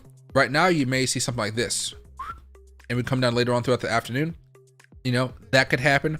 So if you're trading right now, it's going to be much more of a day trade instead of a swing trade where you're going to be holding for multiple days here. But yeah, because we find a little bit of support, you're going to see people trying to buy into this. For me, I just wait to see if we break above the 20 right here. If we do, you're probably going to see more aggressive moves over the next few hours or so. See you. Yeah, there we go. All right. But okay, everybody, I'm going to finish streaming for now. I'm going to call it a day. It's like 5 o'clock in the morning my time, and I'm going to be streaming later on today, so I want to get a little bit of a rest. There should be some other streamers popping up eventually here as Bitcoin breaks above the 20 here, or at least attempts to. Keep an eye on everything. I will let you guys know when I start to buy in a little bit more heavily. You can definitely see a little bit more volatility in here. If you guys want to ask questions and talk, I do have a 24-hour stream that you guys can watch, or I'll just move you guys over there after this is done. But what do you call it? Like, I've been streaming for the past like 6 hours, 6 hours.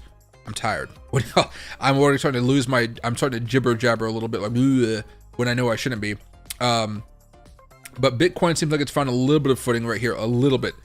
I really want to see what happens over the next hour and a half as the market kind of figures itself out. I'm going to go make breakfast / dinner / a midnight snack, I guess, some ravioli or something. And I'm going to go to sleep. When I wake up later on today, I will make a couple of videos for you guys talking about what's going on. And then we can try to see later on through the streams later on today if we find a support level or not, and if I do want to be buying it a little more heavily, or if I'm just going to be patient and wait and sit my hands. So far, day by day, I'm still bearish on Bitcoin, but right now we have a strong support level around this price action where you can see more people buying in, and the support's kind of around $62,000 or so, okay? So, see you guys a little bit later. Make sure that you guys we moved over to a 24-hour stream. Talk over there as much as you guys want to. I hope you guys enjoy it. And if you guys can, please go over to my channel, go to videos, and watch how BitBoy Crypto lost everything. I'd appreciate it a lot. I'm trying to get YouTube to pump it out to more people, but so far it's not.